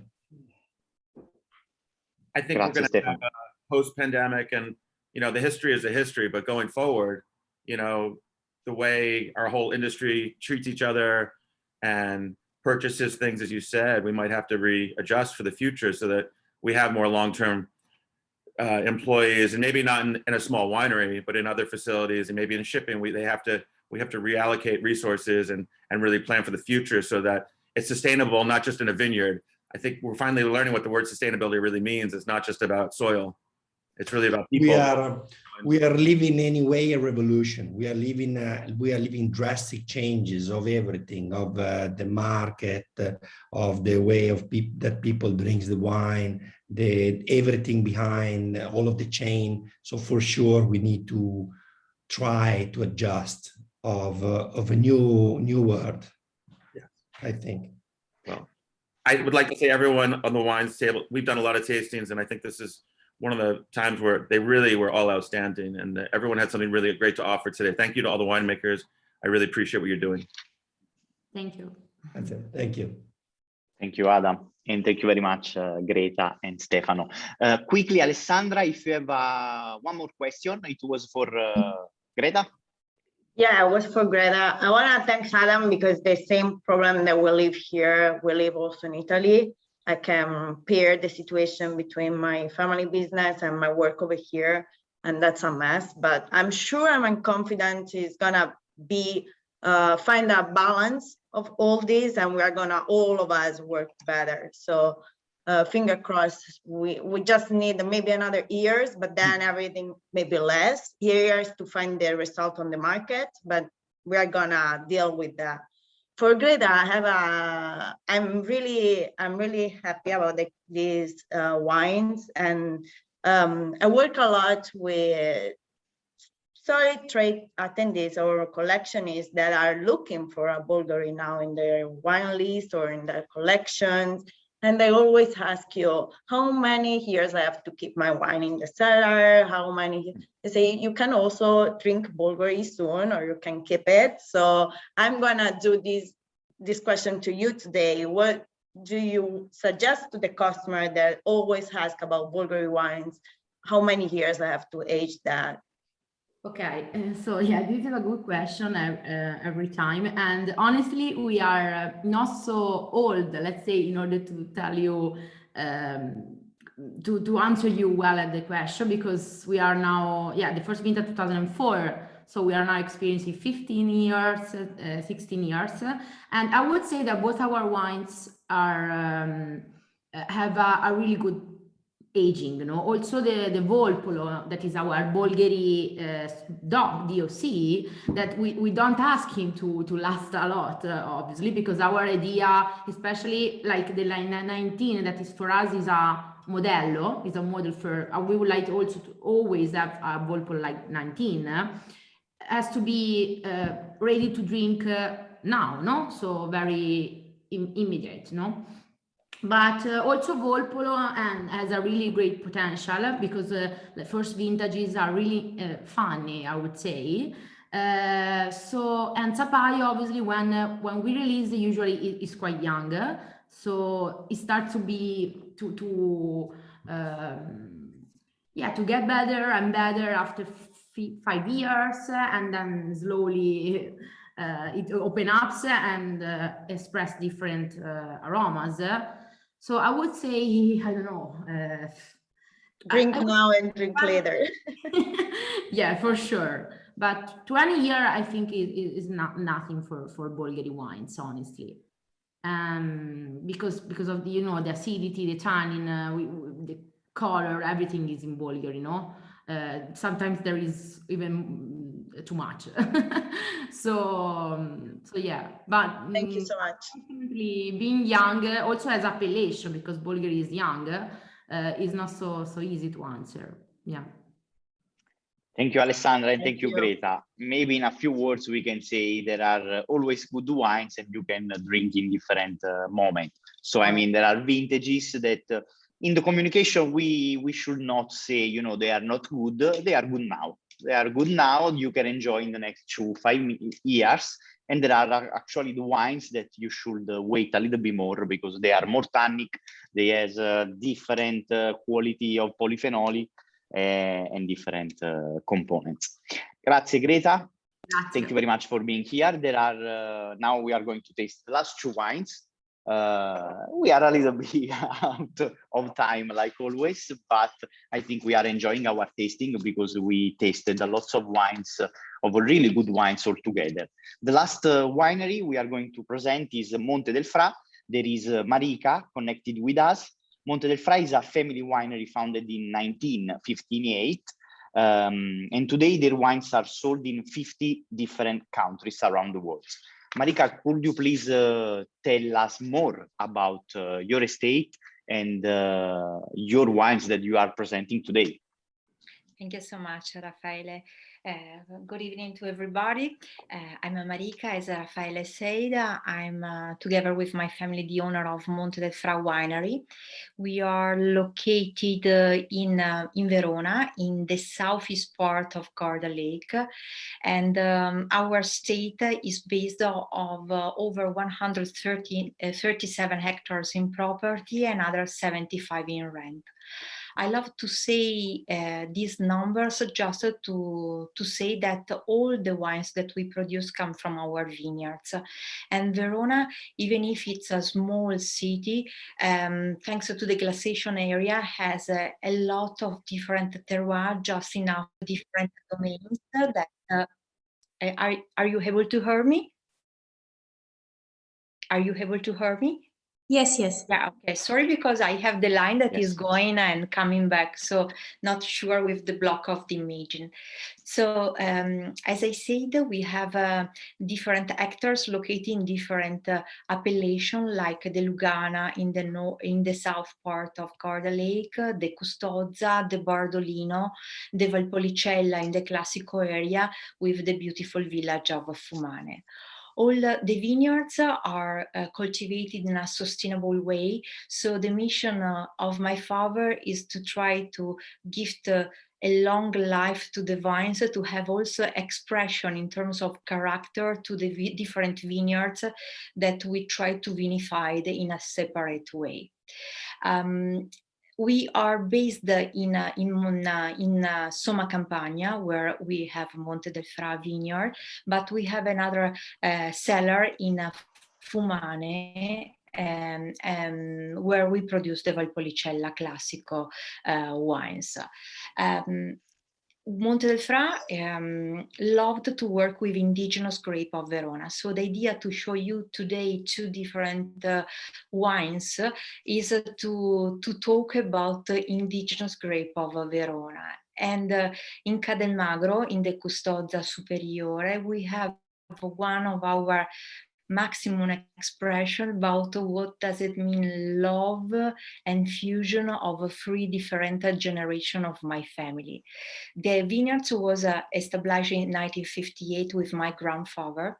The big change came with my father that focused a lot to the development of the vineyards, and now our generation, me and my cousin, try to represent on the top what was the investment and the teachment and the value of our family.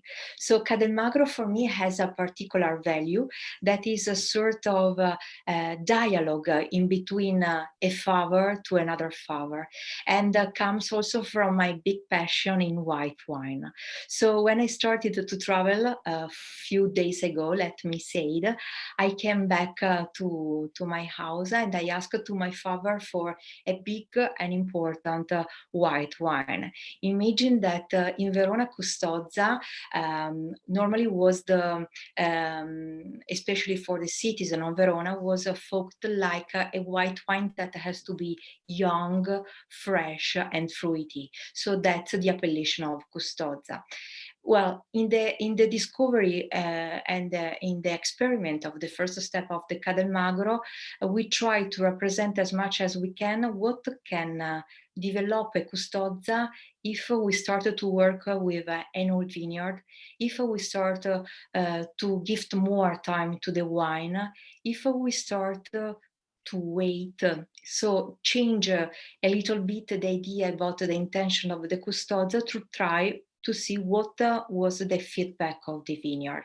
So in Cadelmagro, that the translation of the name stays for Thin Hill, so a historical vineyard of over 55 years old that was famous to do not produce a big quantity, but absolutely in favor to the quality, was a vineyard where we started to produce the Garganega grape produced on Garda Lake, the Fernanda, our Cortese, that in Verona became extremely aromatic, the Trebbianello, and the Incrocio Manzoni, that is a cross in between Pinot Blanc and Riesling.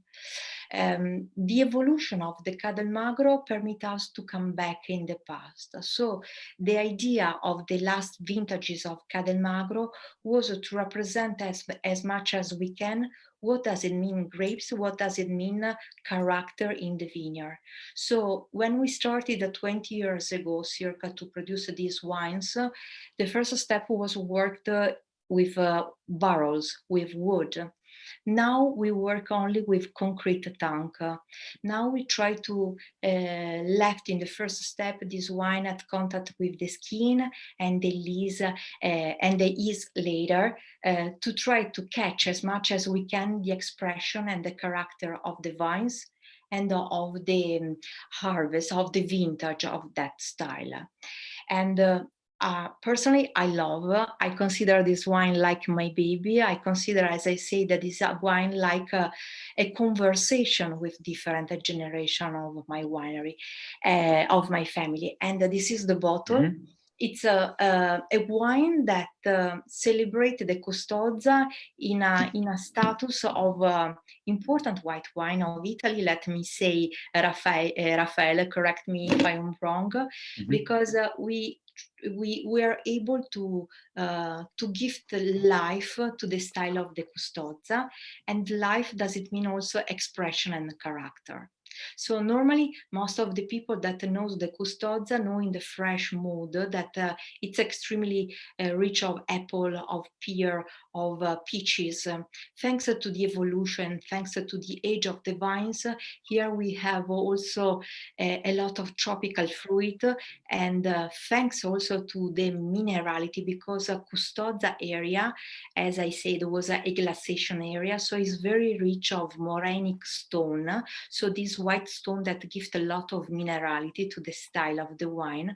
So we have this fusion in terms of texture, in terms of tropical fruit, in terms of saffron notes, and in the evolution, some touch of hydrocarbon notes, balanced with these butter notes that makes this wine a perfect wine for gourmet people, let me say, because we sell in over 50 countries in the world.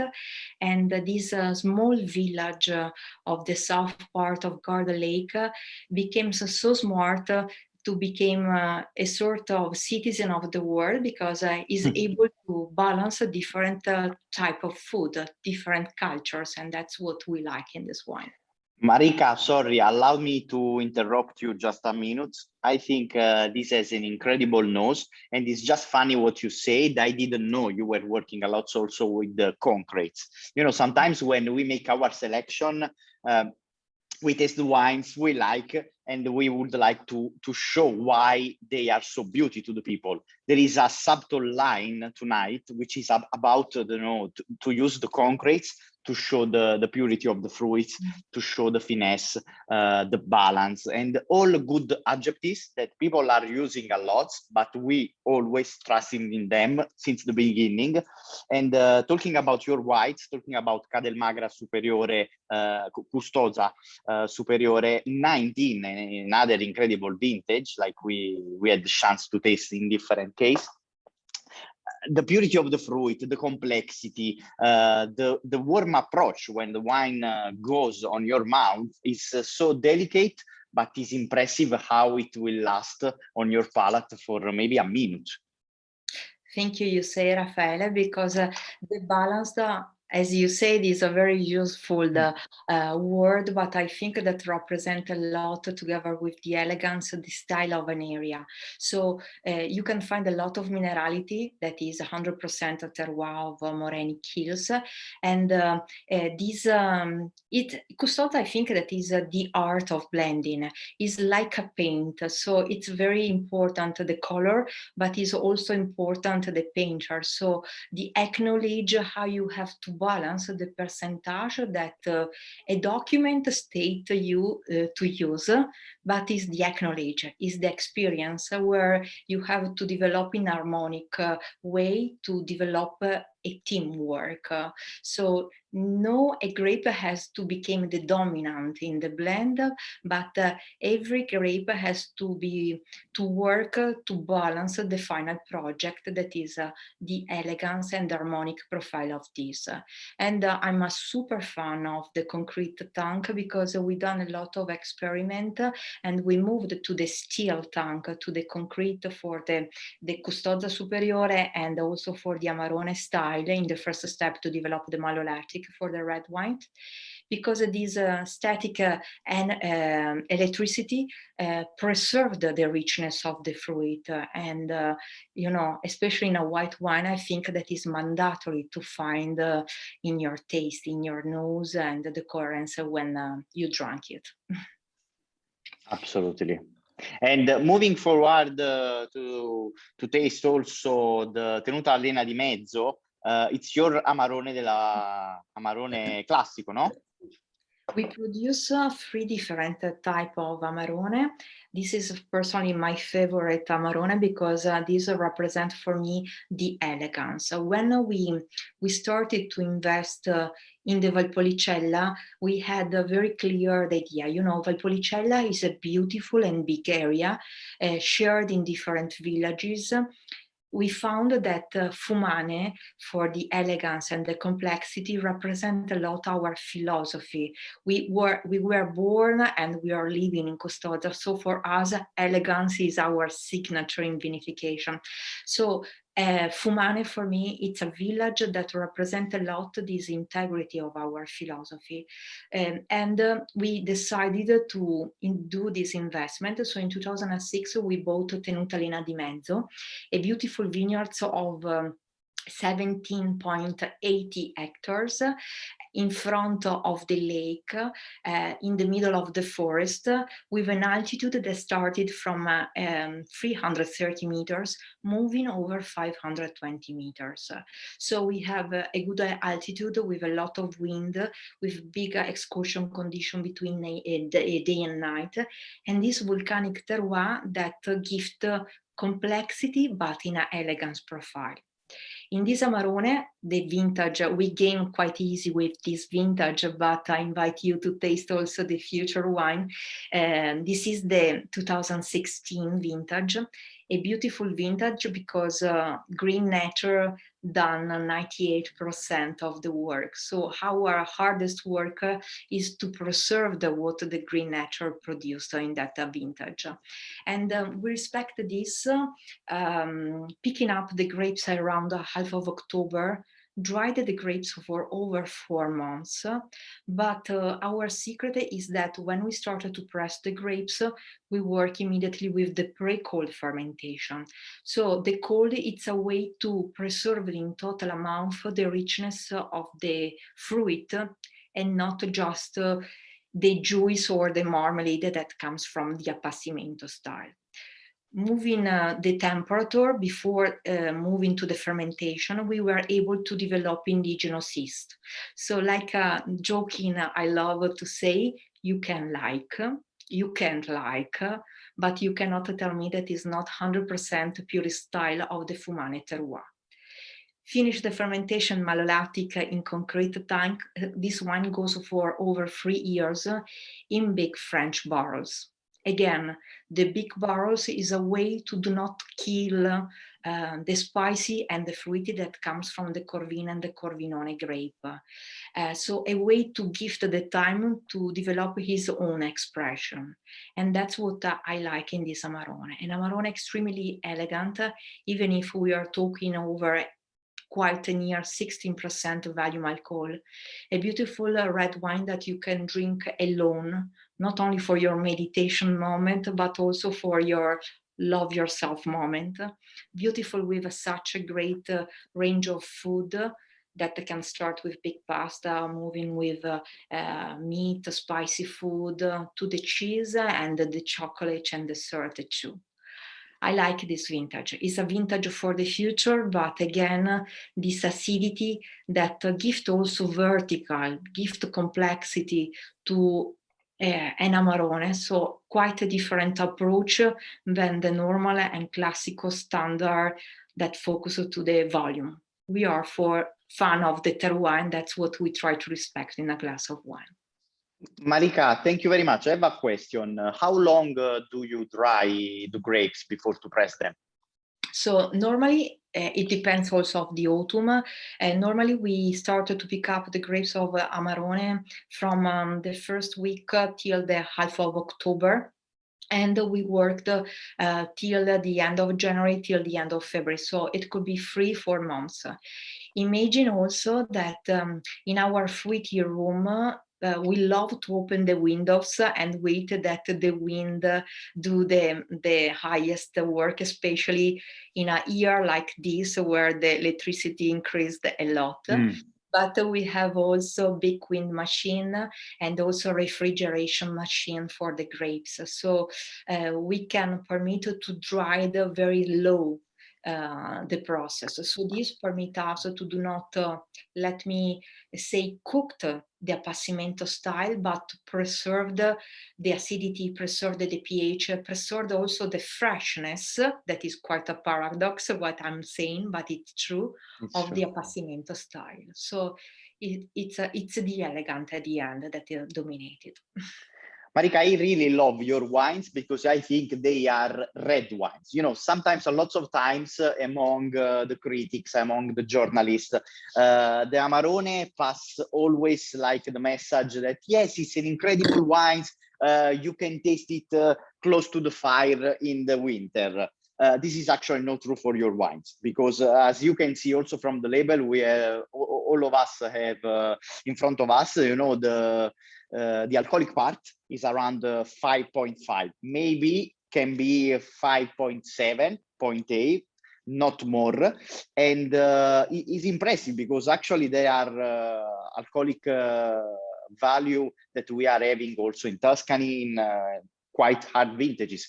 So this is important because you are drying your grapes, but always with to preserve the fruits, the purity, the energy, the character, and also the freshness, because sometimes it's impossible, you know, to avoid that you have always a tiny bit of percentage of alcohol going out in an important red wine such as the Amarone. But I think in this case, maybe in a blind taste, you can also understand this is a good wines, but you don't think from the beginning which has something different, such as the dryness of the grapes.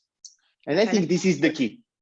Thank you. You say this. You know that I have a very strong teachment always in front of me. That is the teachment of my father. That when I started to move around the vineyards, he told me, remember that to do a great work tomorrow, you have to protect your yesterday, and this is in the vineyard.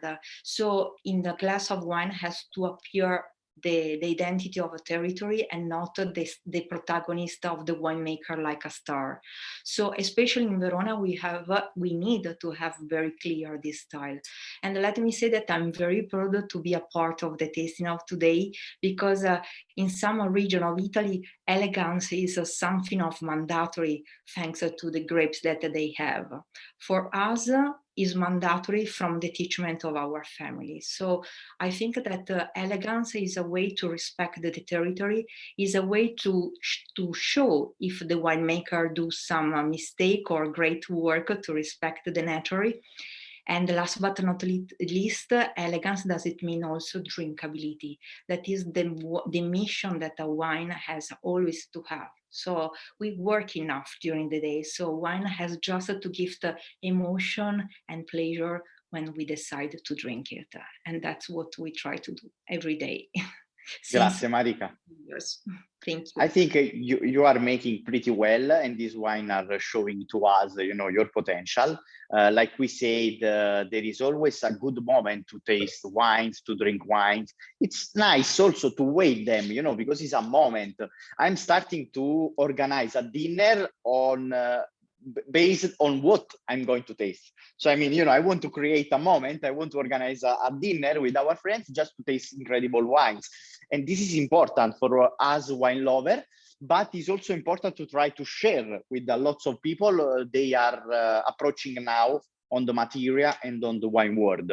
So I am really happy to having you tonight, Marika. I would be really happy if there are some comments and some questions also for you.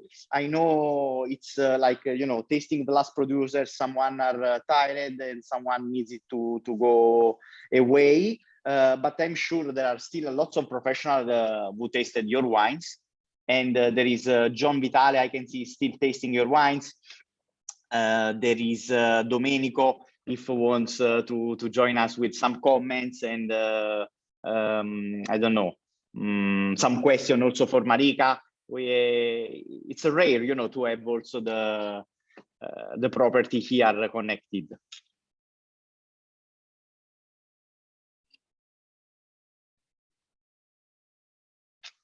If there is also still Alessandro Malpassi connected, I don't know if he's with us. Paolo, do you want to add something also? Paolo Cerruti, who is connected with us from the beginning, and I hope tasted everything and enjoyed everything. I always enjoy your tasting, so thanks for having me. Nothing much. Thank you, Paolo. It's more educational for me than anything else. I don't want to say I know all the wines, but I know Monte del Frà. Growing up in Italy for me, and living in the wine industry, it's besides being an important distributor, I enjoy drinking wine for any wineries, and I know those wines very, very well, actually. Matter of fact, you still work with Nathan in Missouri, right? With Ionia Imports? With Ionia, always in Missouri. He sent me some sample not too long. Very good. So it seems it's working. Good. But I think you have someone else. In Illinois, yes, we are.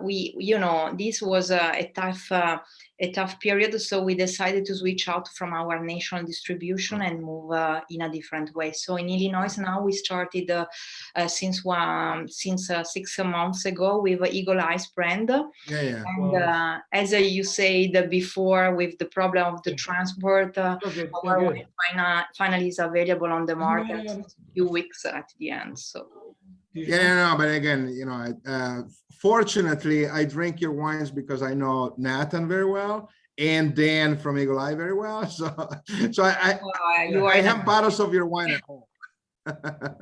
Grazie. Like everybody else, of course, Rocca di Castagnoli, we know an institution, Riecine, an institution. We worked with Greta, with Sapaio for a few minutes. So everything was great, and look forward for the next one, Mr. Raffaele. And I like you too. You're good. Thank you very much, Paolo. I hope to be back, in US as soon as possible and show the wines in a big bottle. This is actually a good idea because we were all connected without to spend many energy. To make some smiles all together and tasting good wines, actually. And it's an aperitif for you guys before the lunch and for us before the dinner. So, sorry, I forgot Stefano. I don't talk about Stefano because we know each other since I was 5. So Stefano, I'll see you at home probably next year somehow at your trattoria over there.